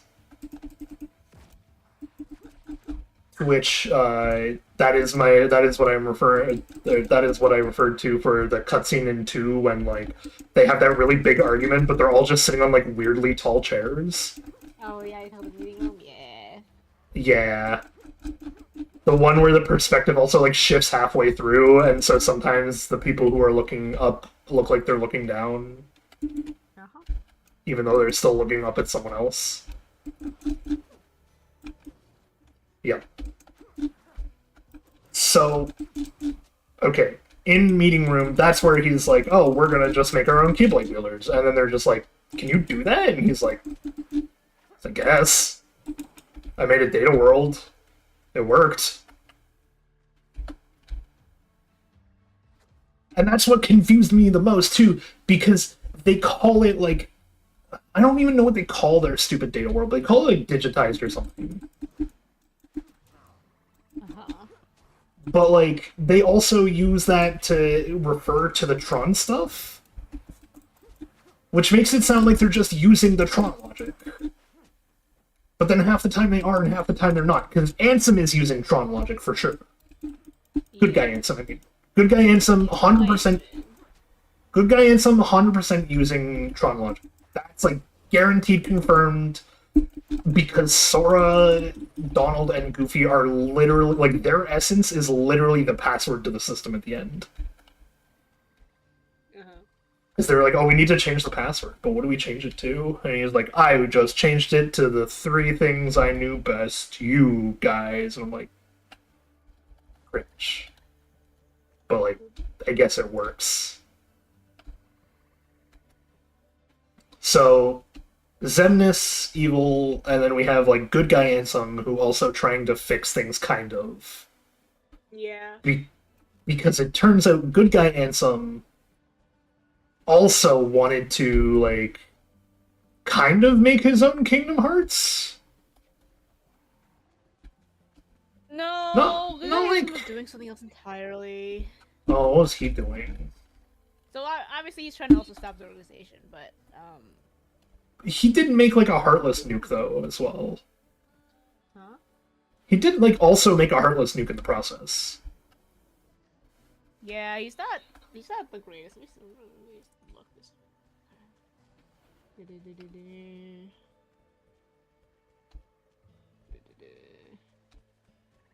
Okay. What is good guy Anson's, So, like, basically, them? he looks at Organization 13 as like, let's not let them do their thing. I'm gonna also intervene, and that's kind of it. Okay, so when he's referring to the making of the Kingdom Hearts, he's referring to the organization's attempt and how he tried to fuck with it, but then because he's using Tron logic and they're using a different data logic, that's where the, like, our modes of existence are incompatible comes in and creates data nuke. Question mark. What? At some point, Tron, like the literal dude Tron, says to Sora that their modes of existence are incompatible. Because Tron can't leave the digital world anymore. He doesn't have a real essence to return to. He only has the digital essence. Okay. When he says that, they are also talking to, like, this is either shortly before or shortly after, and Ansem actually shows up in the lab and is talking to Sora about the making a Kingdom Hearts plan.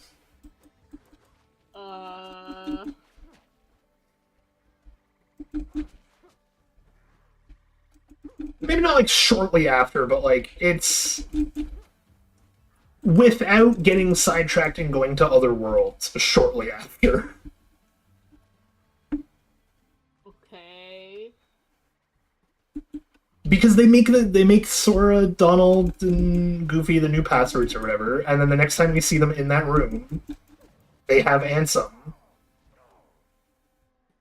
And Riku. No? Is it just Riku? Bro, those two literally don't show up until the world that never was. No, you definitely see Ansem before that, but not the same Ansem, I guess, because they do also. Andy Ansem? Yeah. Okay. Yeah. Because Sora, Donald, and Goofy also go through the, like, Mickey's, like, library or whatever that place is. Where I don't know whose library it is, but they go through like... Castle. I see. Is that Ansem's place? Whose place is that? Yeah, it's good guy Ansem's lab. Yeah, and then that's where Red Bandage Ansem shows up. Because he's sitting on the sitting on the chair waiting for them or something.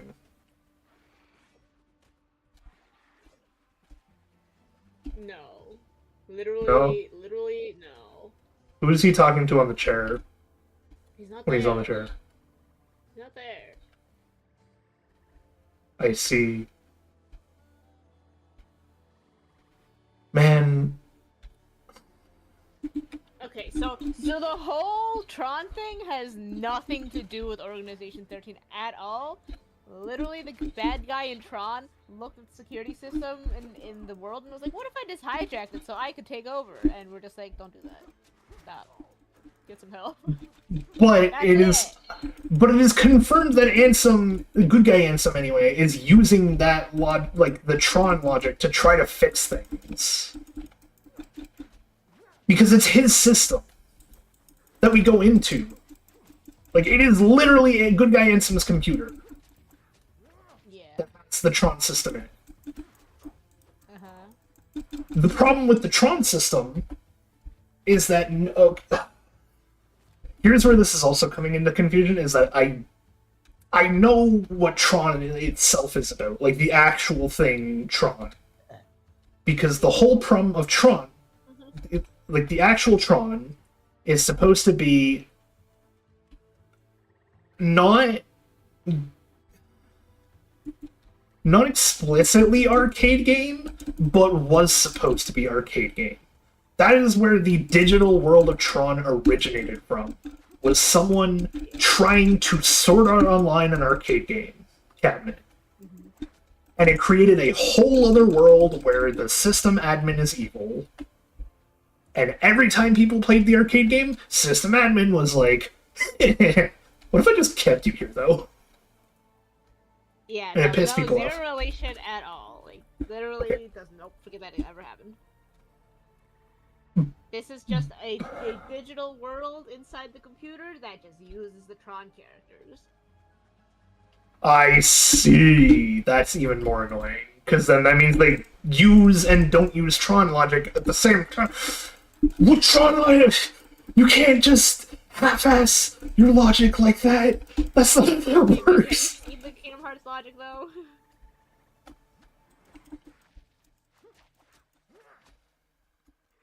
But at least, like, with the other worlds they go into, they keep the world logic the same. Yeah, Tron, they just kind of destroyed it. Tron, they literally must have thrown it out the window, because the whole problem with Tron is that in the ending of one of the stupid Tron things, the whole bit is that someone copies and uploads the concept of Tron to the internet and is like, hey, look at this cool old retro game I found. It's called Tron. And that causes a whole other issue of now people on the internet can just be abducted and dragged in. And that's where this comes into a problem of, like, they're using data to copy people and, like, fix Sora's memories and shit. But then Tron logic also applies, and then the people in Tron mention that Sora has really interesting data alluding to the fact that they can, like, read just the fact that he has, like, so many weird, broken, and repieced memories that are, like, half-assed and incomplete. That the only, like, conclusion I came to was, okay, so they're using Tron to, like, fix shit, but also don't know how to use the Tron stuff because system admin's a piece of shit, man. There's no Tron logic. Okay, that's dumb. I hate that, because now I know nothing about Kingdom Hearts 2 anymore, then. Okay, either way. Know that you can do data stuff. Yeah. You can do Put people into data, you can edit the data. That's kind of about it. un-Tron-related data stuff. Yeah. Yeah. But they both exist in the same space sometimes. Stupid. Anyway. The whole bit that I was going to get to with, like, I want to object to nominate. We go through 2 or whatever, we find Xemnas, we defeat him. Yeah. But, like, either shortly before or shortly after, I do not recall the order of cutscene when there were so many back-to-back. And so many goddamn chipmunk scenes that I just had to pace out in between, too. But at some point, Sora, Roxas, Kairi, and Naminé are all in the same place for a moment. Yeah. Kairi explicitly, alonely reabsorbs Naminé. Yes. And Sora does the same thing with Roxas at the same time. Because Roxas and Naminé are also like, oh, we'll hang out together when we hang out as these two idiots. Yes. That process was also stated to be the rejoining of a nobody and their, like, original hearted self. Okay. So if that's the case, then that means Naminé is 100% Kairi's nobody. Well, yeah, Kairi's heart. Kairi's heart or Kairi's heart's nobody? Like, what? Kairi, it is Kairi's nobody. It's just like, yeah, it's like, yes, Sora is also involved, you know, which is why this whole merging thing didn't happen until Sora and Kairi were together again. I see. So Sora and Kyrie had to be in the same place.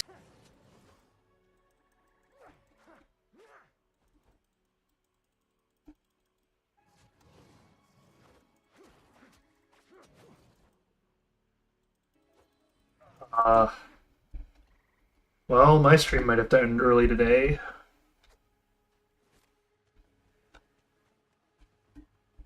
My system is having the biggest of heart attacks.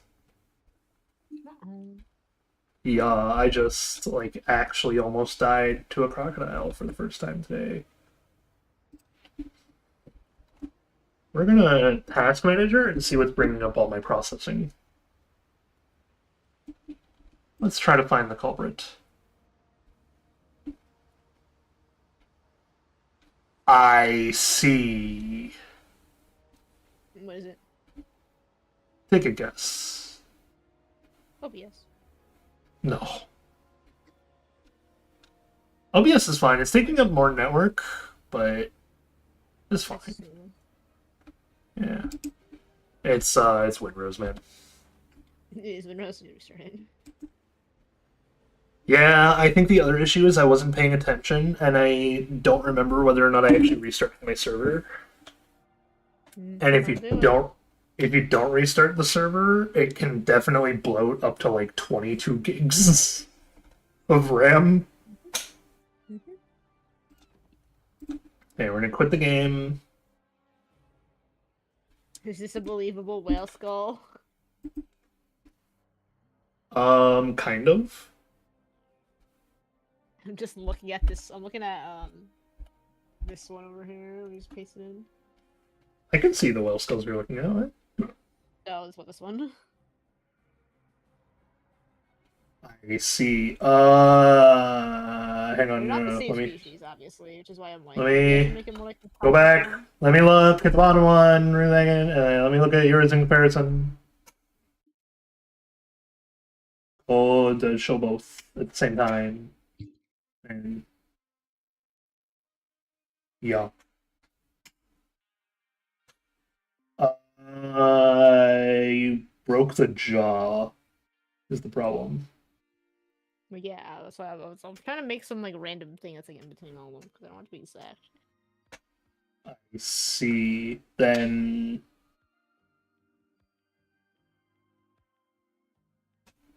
I think you leaned a little too close to that one then, if you want it to be in between them all. I see. I really can't see what's happening here because there's just like stuff growing. Well, that's kind of the point. That's kind of, I'm like that. You kind of should be doing that then, though, because it looks like the it's. thing is, I was gonna draw a thing and then I was gonna cover it with stuff. Well, then don't worry about the thing as much as worrying about the stuff. Ooh.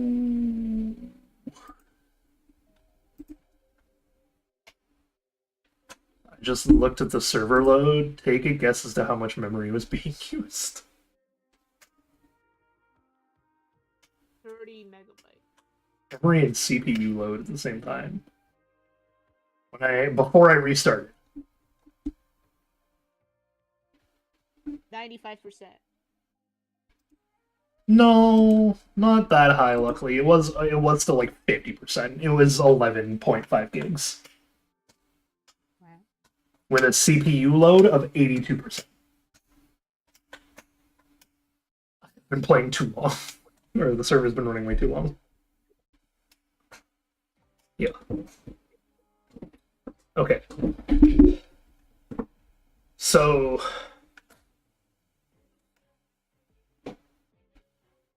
Here's my ultimate question. Why do Donald and Goofy stay with Sora? The first game... I see. I was like, the first game has the answer of, like, they're looking for Mickey. Well, in the first one, Mickey told them to stick with the Keyblade wielder, and that's Sora, so they were like, okay. Didn't he go missing, though? Yeah, he did. But he also That told was them like... to find the Keyblade wielder, so, you know. Oh, is that he went missing and told them to find Keyblade Wielder if he ever went missing or something? Like, what? Yeah, he he went missing and like literally like a note on his chair or something was like, go find the Keyblade Wielder. I see. I gotta say, that is like the funniest way to go missing if you're a king. Uh-huh. Can you That's imagine? why Tom was so panicked about it. Oh yeah, but like, I'm like, can you imagine you were in like feudal Europe or something, and you just like walk into King Arthur's chambers to see a chair with a tiny little notepad on it saying, "Go find the sword, go find the Lady of the Lake." Oh, do you remember the funny door in the Disney castle? In the Disney castle? Yeah. No. Oh, it's like so when they go into the throne room, it looks like there's this super massive door to the throne room, but it's literally like a super tiny door. Uh-huh. I don't remember.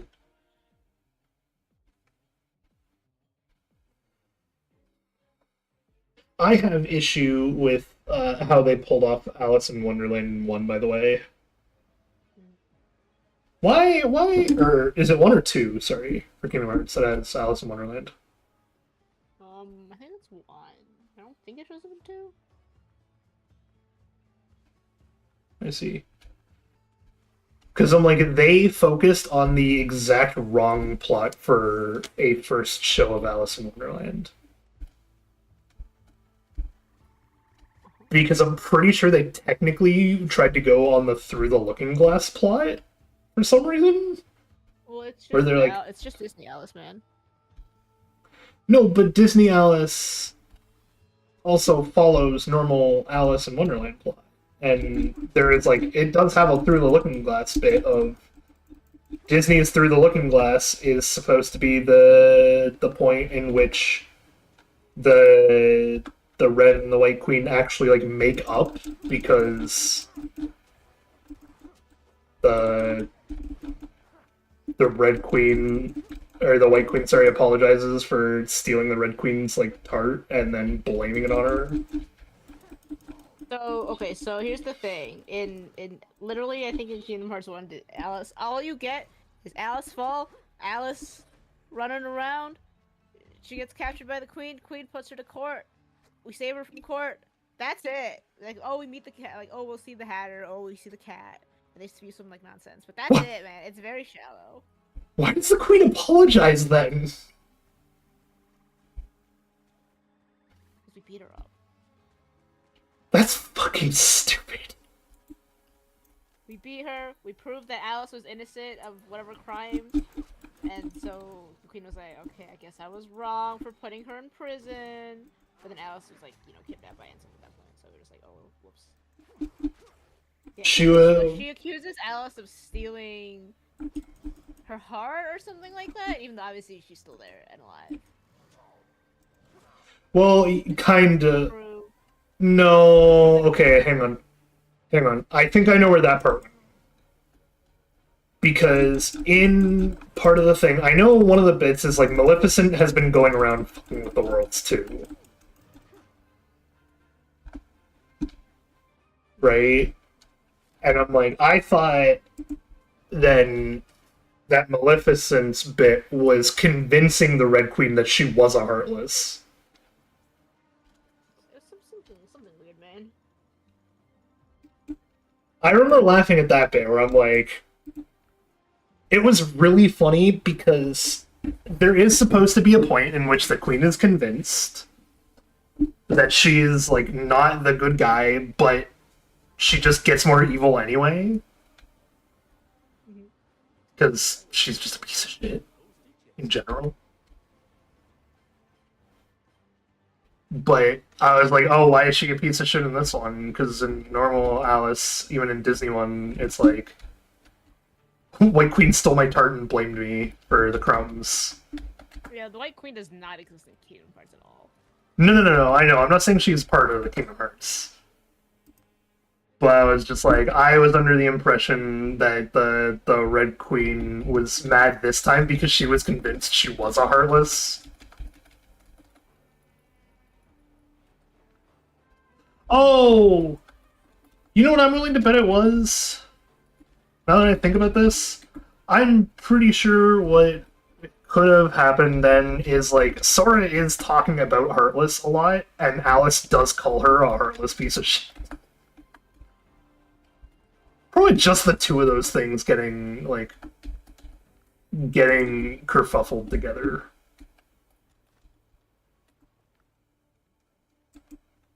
That's what I'd be willing to bet. Red Queen just being like, what do you mean you made me a heartless? You stole my heart? How dare you? Off with your head. Goodbye. Yeah. That's my thought process. I don't know if it's true or not.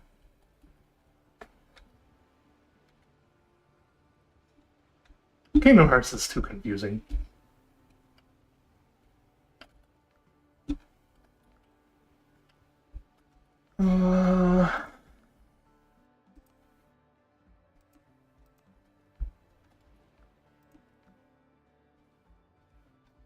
Okay, I can make level 3 weaponry. I cannot make level 3 armor yet, so I need to work on making the level 3 armory stand thing. Oh, I just need to kill those dudes too? Oh, I only need 10 linen fabric, and I can do that. Good, let's do that next then.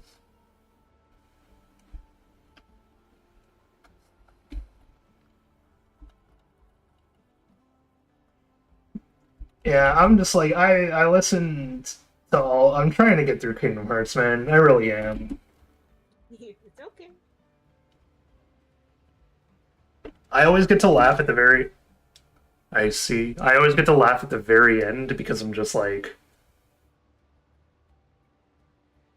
Man, I really did pick the better of games to get overly deep into for, like, plot stuff with Mass Effect, huh?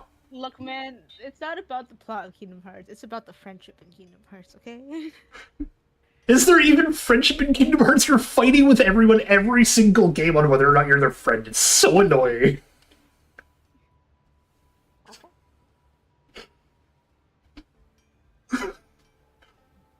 Yeah, so you keep being like, it's about the friendship. Like, what friendship? The friendship, and then watching Vanitas get, like, yeeted by Sully. I see. Oh, I did appreciate watching Goofy fucking die.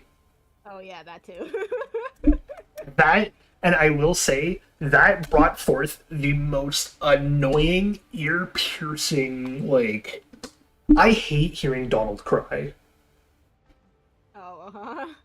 But there's a point right after he cries that's even worse, where he goes to fight whoever, like, threw the rock, because they didn't know who threw the rock at the time. Mm-hmm.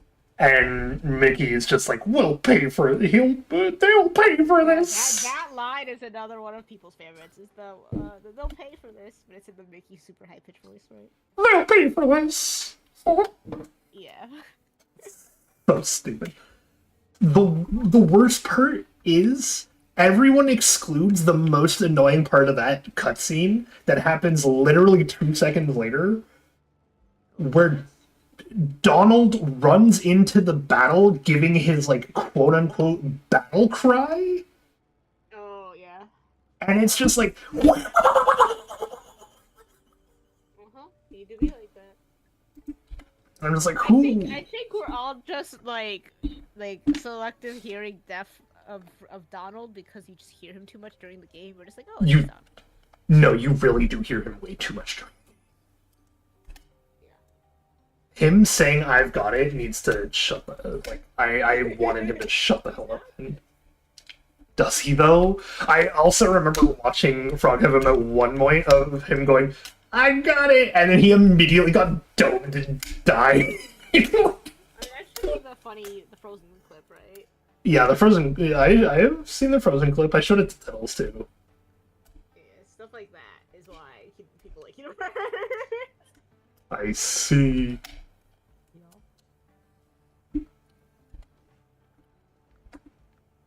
I still think I chose the better of the two then, with Mass Effect. What's your thing?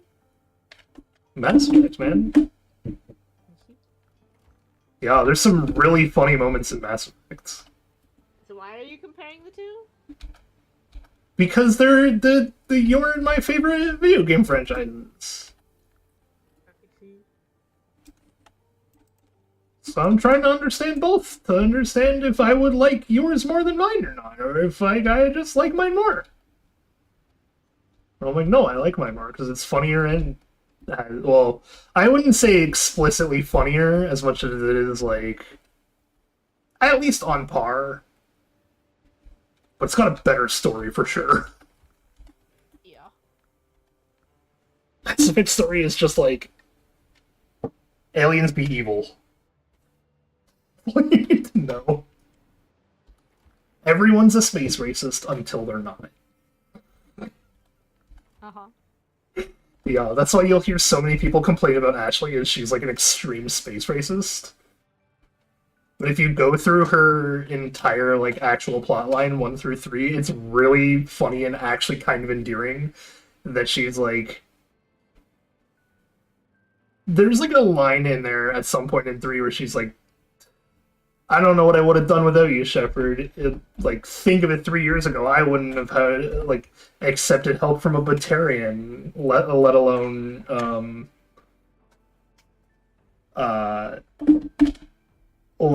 like, Garrick's. And you're just like, uh-huh, I understand that you're racist, go on. And she's like, yeah, but now look at me. I mean, there was I had like a whole fling with, I can't even remember what dude or whatever it was, but like, she just like busts out the bomb of like, oh yeah, I had sex with an alien. I'm no longer racist. Just like, I'm sorry, that's not how this works.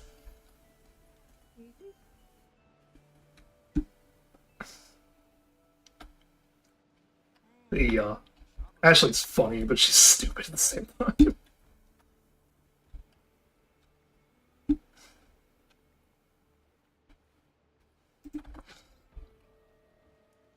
Yeah, there's moments like that. There's like, I know one of the lines you've heard for sure is I'm Commander Shepard and this is my favorite store in the Citadel. Or like, someone will just be like, and this is my favorite thing on the thing. That's where the meme has descended into at this point. Yeah. It's because in, Mass Effect 1, 2, and 3, there is always at least one person, but in Mass Effect 1 it was like 6 different people who, if you wanted to get a discount from their store, you could oh, sorry, it wasn't in 1. It's in 3 that there's like 6 different ones. And 2, it's like the start of it or whatever. But there's like 6 different places on the Citadel you can go to. And they'll be like, oh, yeah, well, I'd be willing to throw in a discount if you, like, give me a little sponsorship real quick. And the sponsorship is you going, like, oh, I'm Commander Shepard, and this is my favorite store in the Citadel. What then devolves into happening is every single store will, like, have that little soundbite play sometimes when you pass. So you can pass like 6 stores in a row where you just hear, I'm Commander Shepard, and this is my favorite store in the Citadel, just as you're casually walking around in Mass Effect 2. It's great.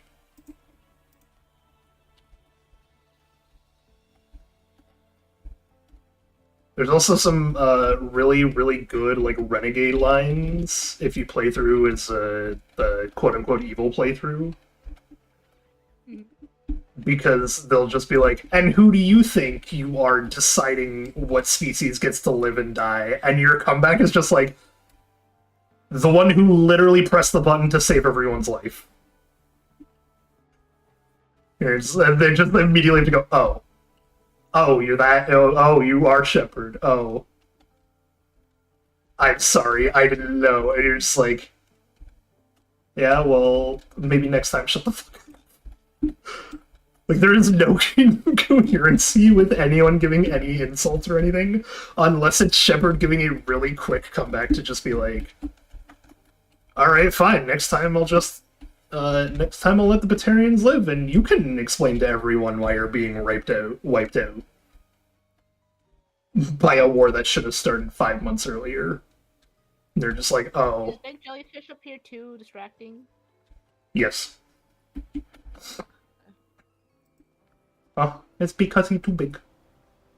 Well, he's supposed to be really big though, is the problem. Yeah, but he a little too big to be to be non-distracting. We will shrink him to... That's better. So we wanted to overlap with the oarfish, it's like where... Like, there's... Uh-huh.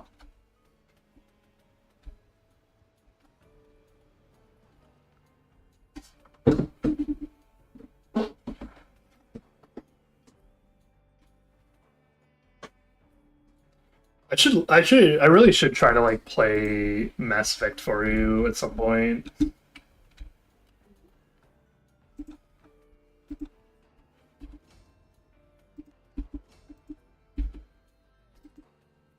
Yeah, it's great and also terrible at the same time. Terrible as in if you play Mass Effect, Mass Effect 2 is very annoying because you're just, like, conscripted to work for the villain, and every chance you get, you have to either justify why you're still working for them, or be evil and be like, nah, I'm on the side of the space racists.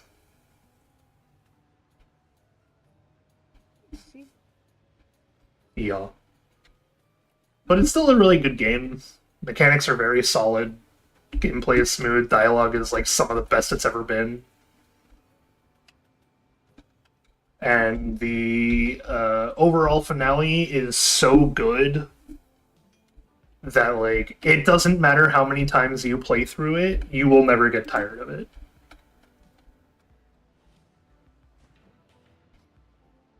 Not to mention, it was also one of the first games that actually lets you, like...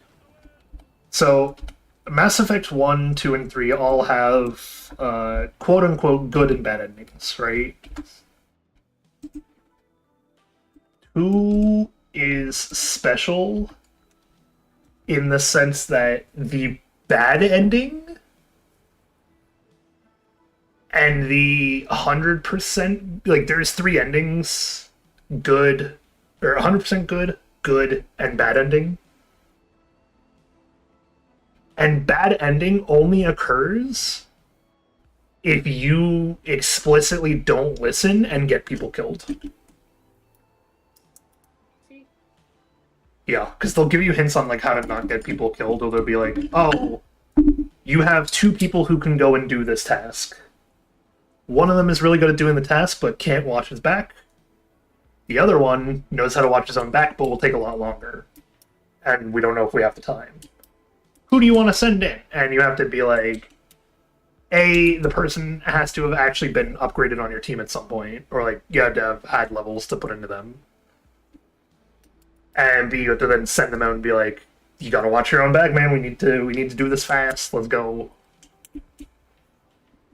And if you do it right, then it's just like, oh yeah.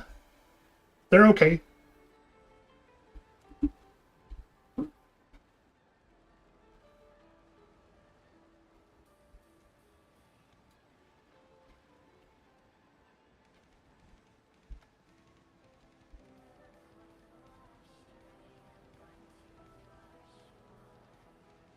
Oh, hey, I know this song.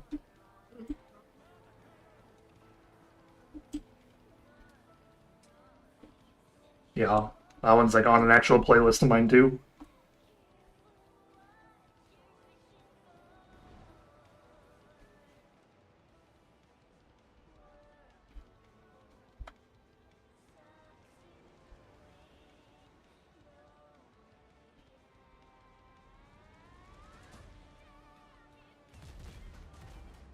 Yeah, so I'll send you a list tomorrow, by the way, of the haunted science assets that still need to be done.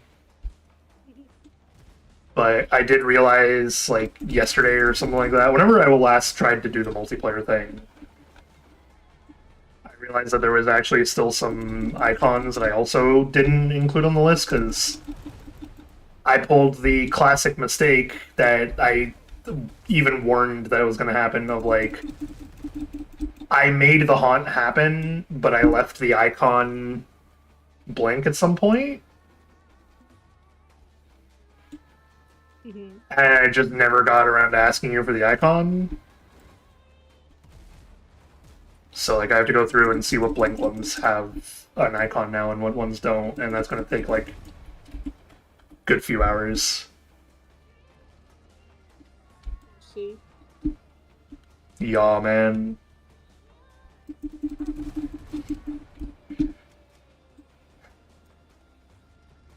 I will give in, though, and make Haunted Science smaller.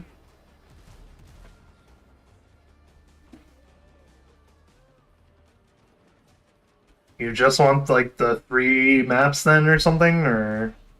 Yeah. $10, three maps, or something like that. I'd say 5.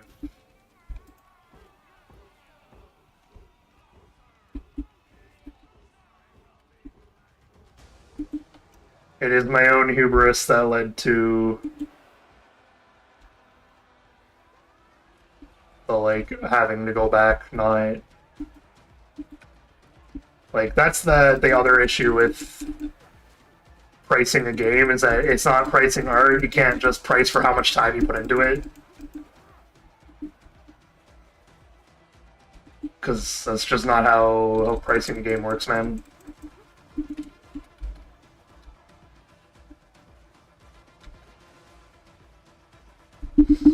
Does that make sense? Hello? Yeah. I mean, it's like, Mhm. yes, art is based off time, but it's also like, you also need to have, like, you know, the skill to back up the price. Yeah, but I'm saying I don't think I have that in this. You see? Even $10 one. Yeah. I do want to return to the idea of haunted science, though. I just don't know how.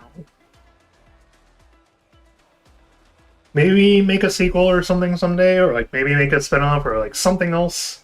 I do like our IP of haunted science.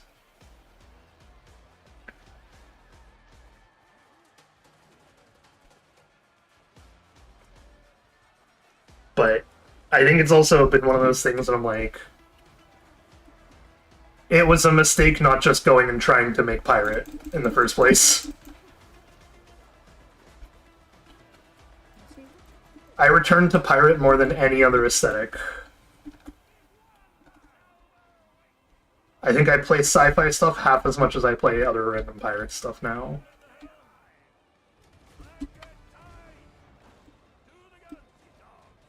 And so I need to get it off my chest at the very least, if that makes sense.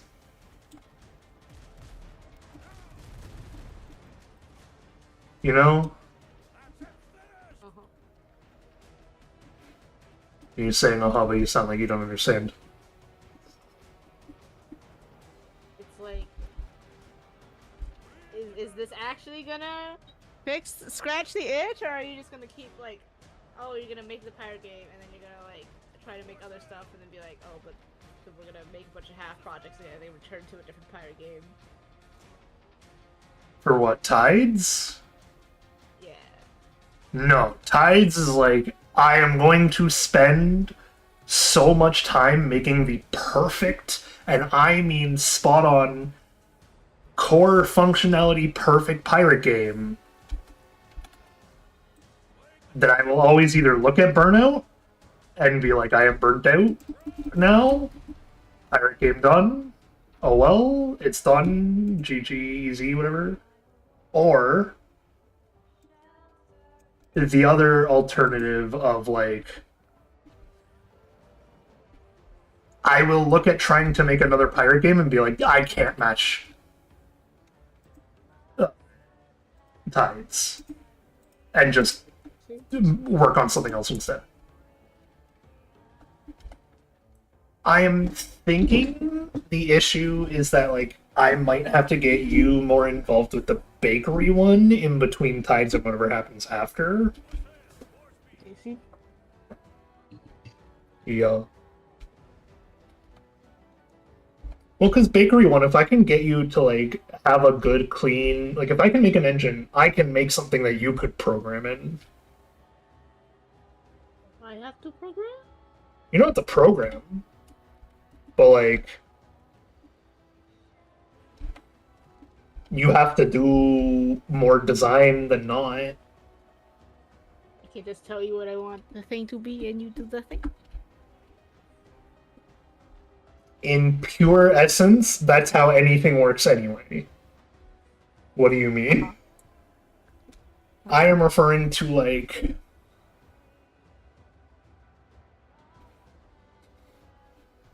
what's a very detailed example?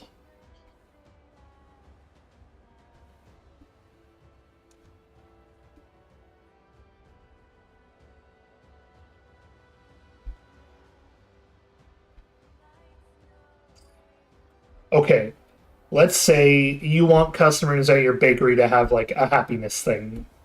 How happy they are. I cannot just take you saying, "Oh, I want them to be happier when they have good item." I need numbers. That's fine. Yeah.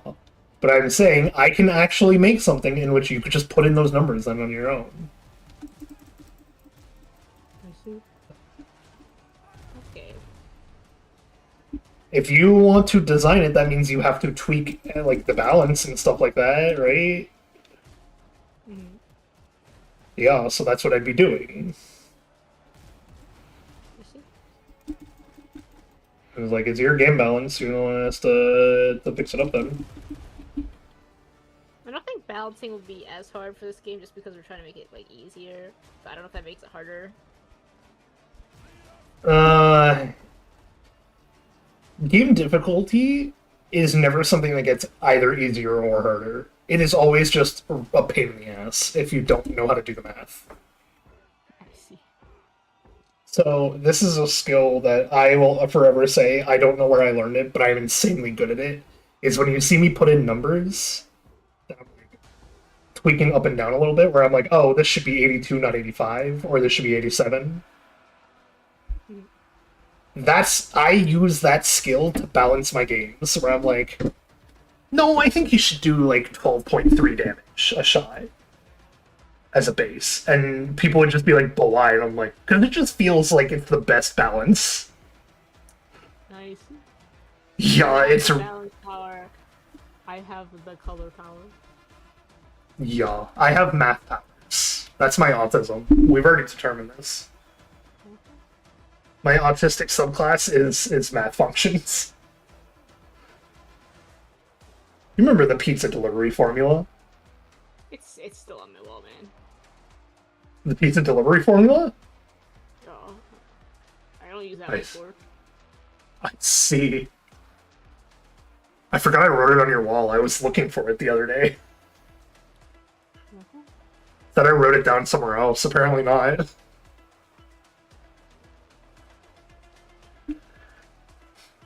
Okay, that brings an interesting question in, actually.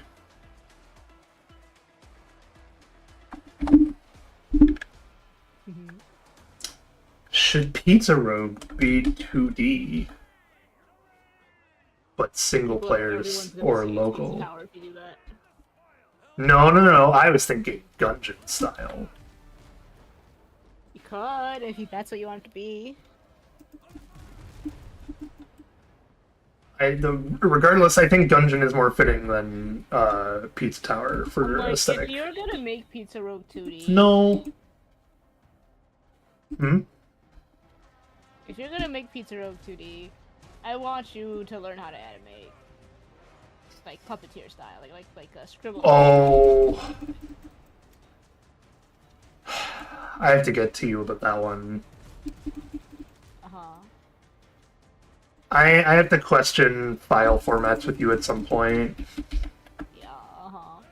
2D and 2D animated are two very different things, and I am now in the process of trying to figure out which is which. Because I can't just plug in 3 PNGs and say animate. Nope. That's where like a spreadsheet comes in, or a timeline comes in, time lapse, etc. Blah blah blah blah blah. So I was going to question: do you know what a BMP format is? Bitmap. I've heard of the name. That's it. Great. Okay, so I do have to look into that. Bro, we talked about it last time, and we were like, "Oh, Blender literally can't do it, so I don't know what you want me to do." No. 2D animation. I'm talking about. I do not know. Because I'm like 2D animation, you can animate in Krita. No. Yeah. Okay. So the good news is, I don't necessarily need to worry about this for tides. I cannot think. Very little to no actual animation. I don't think it has any animation other than the water. It's like the background water loops. So. Yeah, which I will also need to figure out how to like redo with you at some point.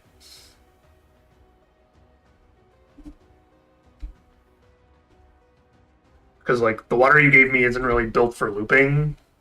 No, it was not. No, but I made a loop in OBS in like a really clean way. And I'm like, I would like that, but better formatted for actual game at some point. Yeah, that is a later issue though. But like, yeah, animating in 2D is going to be a whole thing. So after Tides, if I do anything that requires animation, I'm like, you're gonna need to give me time to update the engine. But I would then like to update the engine to, first of all, I hope you know, for everything Tides, I'm gonna have to be a little, like a very little touch annoying and ask for you to export things as BMPs. Can this thing even do BMP? Krita can indeed export into BMP directly. You go to PNG, it's right near the bottom. All the way near the bottom. This thing. Yep, right there. Windows BMP image. But does that include all the animation stuff as well, or is it just like the frame? I don't know about animation stuff yet, but as I said, the only thing I need to animate so far in Tides is like the background water, which is supposed to look like it looks on the OBS anyway. And then maybe some waves or like some menu image thing that I will just pour my heart and soul into for like a few hours or whatever. And make that one work regardless.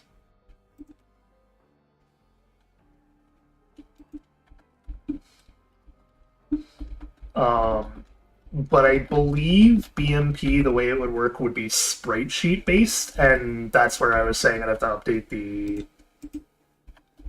actual like software, or the engine rather, because my engine plans right now don't really include fully flexible animations as much as they include like images and sprite sheets being changed from time to time. But if we wanted to do easy 2D animation, then I feel like I should update it to also take in, like, something you could easily read and be like, okay, this is how I make this be animated. You know what I mean? Even if you're not doing it, I want you to be able to read the thing so that I know it's that comprehensible for me to, like, show you an issue and ask how to fix in animations setup. I see. Yeah, because I'm like, if there's a frame stutter or something, then I would want you to show me how to fix the animation frame stutter. But if you don't understand how the programming works, and I don't understand how the animation works, then we're caught in a really bad loop.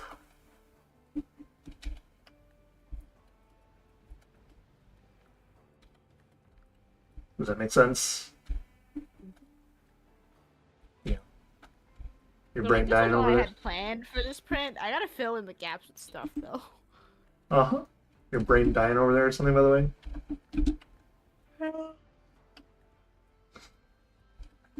Hmm? Yeah, dude. I see. This is the kind of energy I only have as a result of a day that was this productive for me.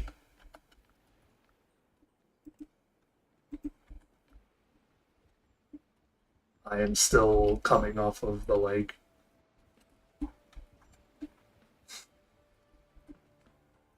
This is gonna sound weird and dumb, so don't take this the wrong way, but I was literally in tears that I got the engine to work today. You see? Yeah.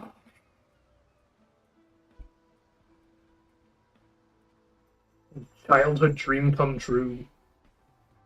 This was even bigger than me wanting to make an MMO. It's like, I want to make my own game. Yeah, so now seeing that and having done it, you can understand why I'm just like, oh my god, I did it. The proof of concept works.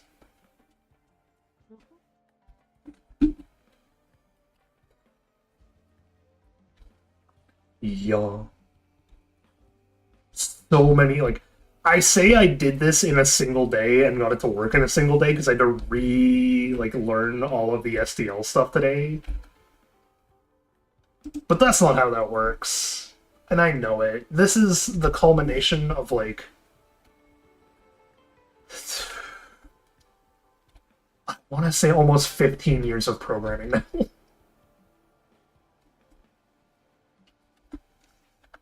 I've been using C++ since high school.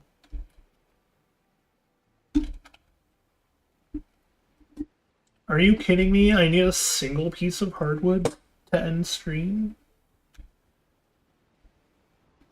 Ah. Why?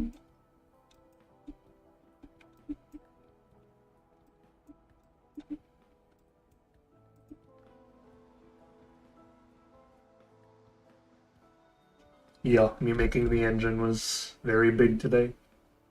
And the next few, like, easy things I wanted to do are actually going to be really, really easy of... I'm going to learn how to read from a file next. Like, just a basic text file or whatever. So that I can make a settings option, essentially. Or a settings file, where it, like, reads directly from the file and just goes, oh, you want this to run in, like, borderless. Or you want this to run in, like, full screen 1080, whatever.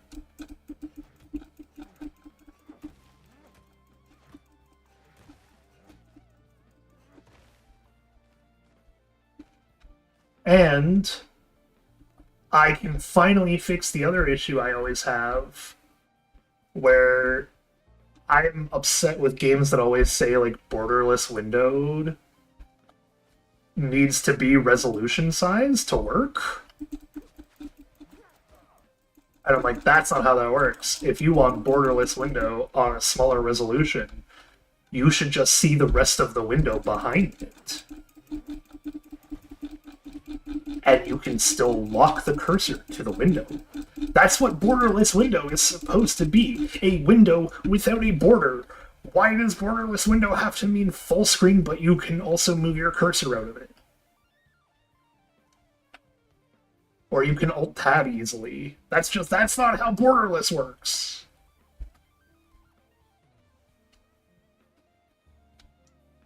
But other engines and, like, stuff like that are so lazy that it just does it like that to, like, save the 2 megabits of processing that you need to save because everything else in the engine takes up, like, 52 gigs of RAM.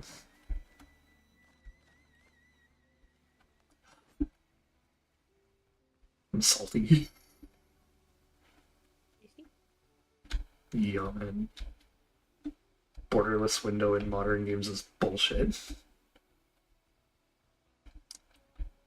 Same with, like, upscaling and DLSS and all that crap. I'm like, it's gone. Not doing any of it. At least not in Tides. We get the window that's rendering, and that's it.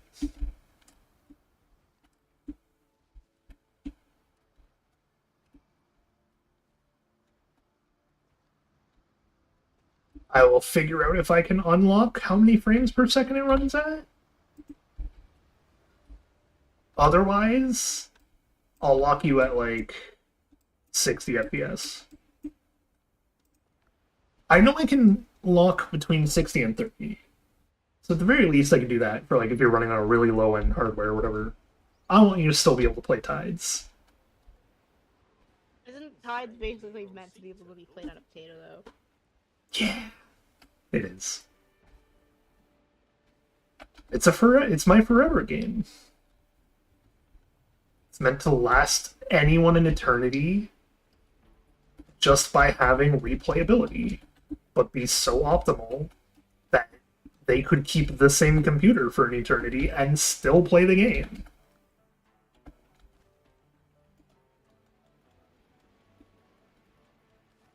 Yeah, I just stuck another big jellyfish, but I'm like, I don't know, I feel like there should only be one though. No, I think it's fine on the left there. Here's one more. Yeah. I really knew it was farther down. It's too even right now. Come on here. I feel like if you put them... Well, no, I'm gonna say, I feel like if you put him down there, though, now that he's, like, covering up other things, I feel like he should be behind the other things instead. It's gotta be in front, man. What do you mean? Maybe he's gotta be in front. Why does he have to be in front? This is all... Everything else that you see here is on, like, the floor. I see. Yeah. I can have it face the other way, though. I can angle it better. That might be what it needs, so it needs to be at a different angle. For like this shape. Hey, there we go. The provisioners for the bounty hunter, or for the hunters that like hunt animals, now have one of every head hidden around their little den here. Nice. They got the boar on the right, the wolf there on the left, the crab in front of him, dodo head here, croc head here, and a goat head right outside. I have turned the jellyfish that is facing, that is like the bell is pointed to the right, yay or nay. I don't understand that it's a jellyfish anymore, I see. but I don't know if that's the point. It's just to make it look like a lot different than that one, just problem. And then at that point, I have to like turn the camera angle. Yeah, I don't know how well that one then. I thought different one then.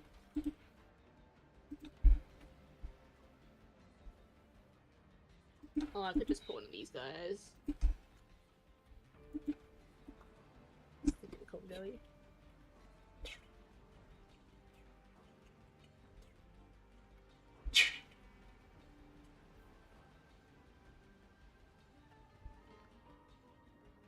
Okay, I have one last, like, actual brain needed question for you.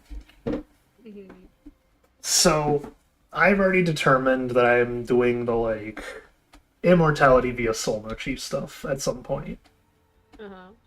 I'm still kind of in the middle of trying to word it into Tides properly to, like, be essentially how you keep a crew in Tides forever, or whatever, or how they keep reappearing. Because I thought that'd be a good way to do it. But so, okay. We have like the soul mochi stuff. I wanted to question if there is ever a bout that I wanted to do with zombies. Do you think zombies go in the sci-fi stuff or the fantasy stuff? I mean, like apocalypse level zombies. Science. Sci-fi?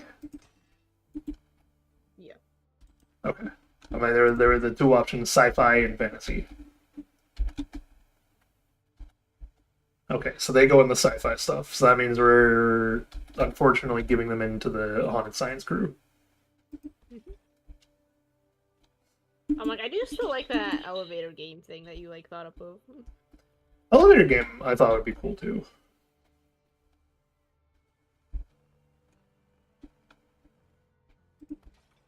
It's the right now my brain is also going through a whole bit of trying to question what is better for like suffering an engine and what is better for just you know giving in going 2D and making it in-house engine or whatever.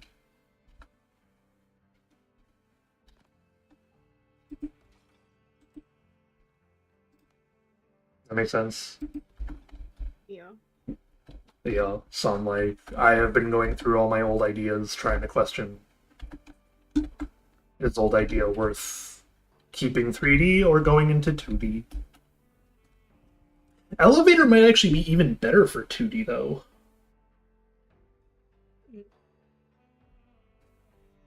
Because, like, that would be a really interesting transition to go from top-down view when you're in the thing to side-scrolling view when you're actually going up to the next floor to top-down view when you're in a floor. So, like, if you're in the shaft, it's a side view. If you're in a location, it's a top-down view. Or if you're in a shaft, or yeah. That could be an interesting way to do it.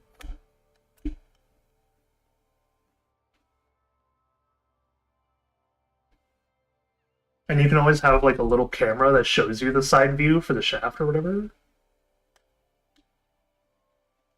And that's just how you actually view the shaft. What do you think?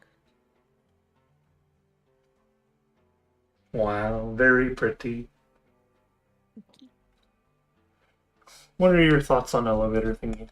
2D or 3D? I think it's scarier if it's 3D. But you could definitely lean a lot harder into like world building lore stuff if you make it 2D. I feel like. So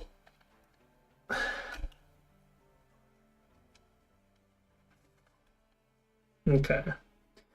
I know I have. Oh no. Okay. Yeah, I'll probably stick with 3D overall. Because like we do need to get used to the assets we got and stuff.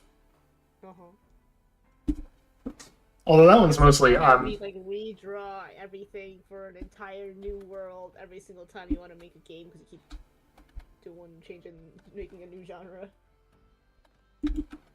Well, that's why I'm like, okay, 2D and 3D need to be separated, and then I need to determine what's 2D and what's 3D. So like Tides, guaranteed 100% 2D, easy.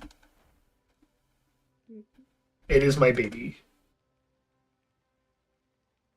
We will see from there, though. Like I said, I don't know. Say goodbye to stream. Find someone to raid. Okay, I will also end stream because it is 10. Yep, Goodbye, I will be back. Tomorrow we will be back. Alright, so tomorrow, I actually have a fun stream planned for tomorrow. We're gonna play a really, really old game called Mall Tycoon. I will say that I highly doubt anyone has actually heard of it, but I have a physical disc copy, so that'll be extra fun. We'll see how that goes. That being said, let's see who Twitch can raid. Is there anyone in the category of Windrose who is a VTuber and streaming right now?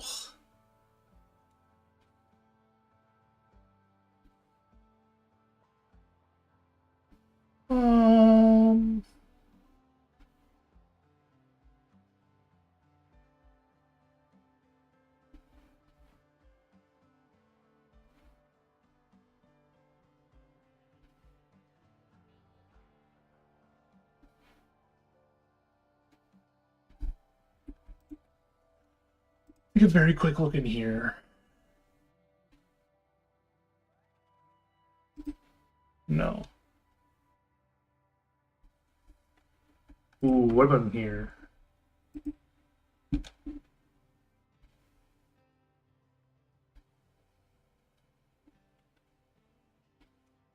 No. Ooh. That'd be someone with lower viewer count.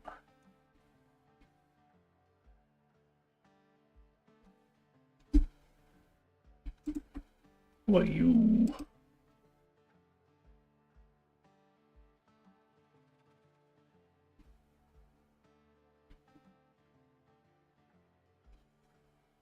Ah.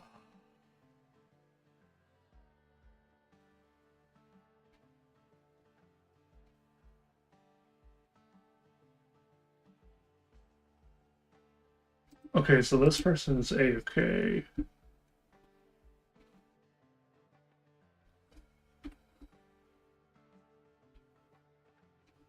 Oh, that's a lewd tuber, so no, we're not gonna go there.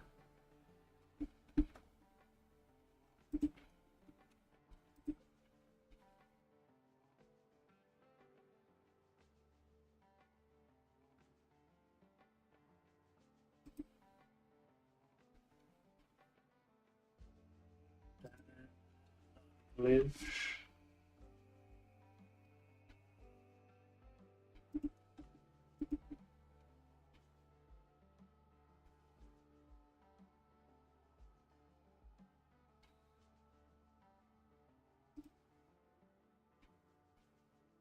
No.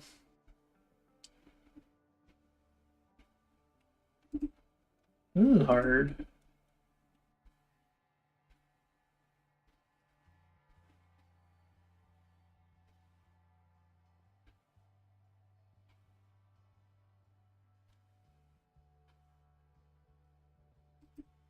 No.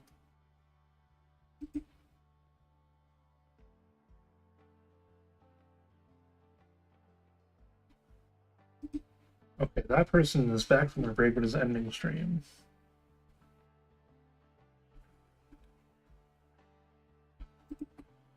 Let's go to this person then.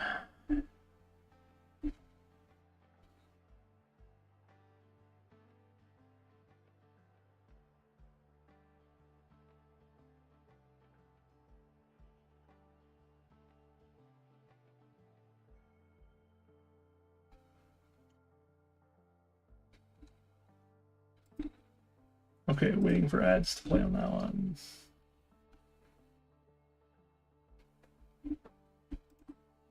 Ooh, who dis?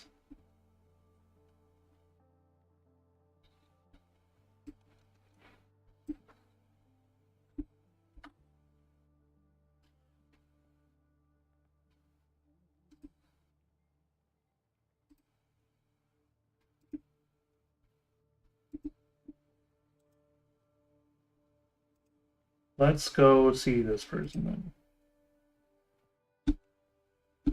then. Flash raid.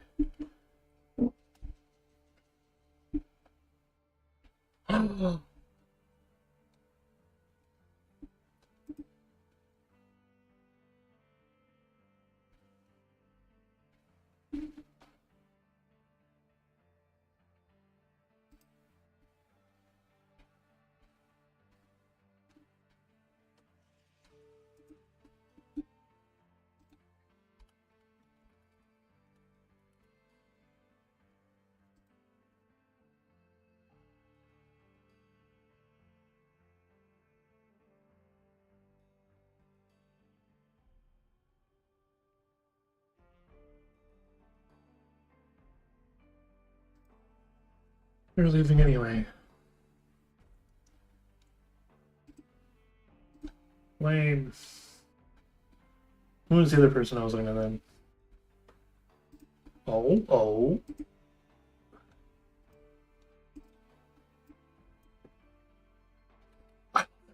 Okay, let's go.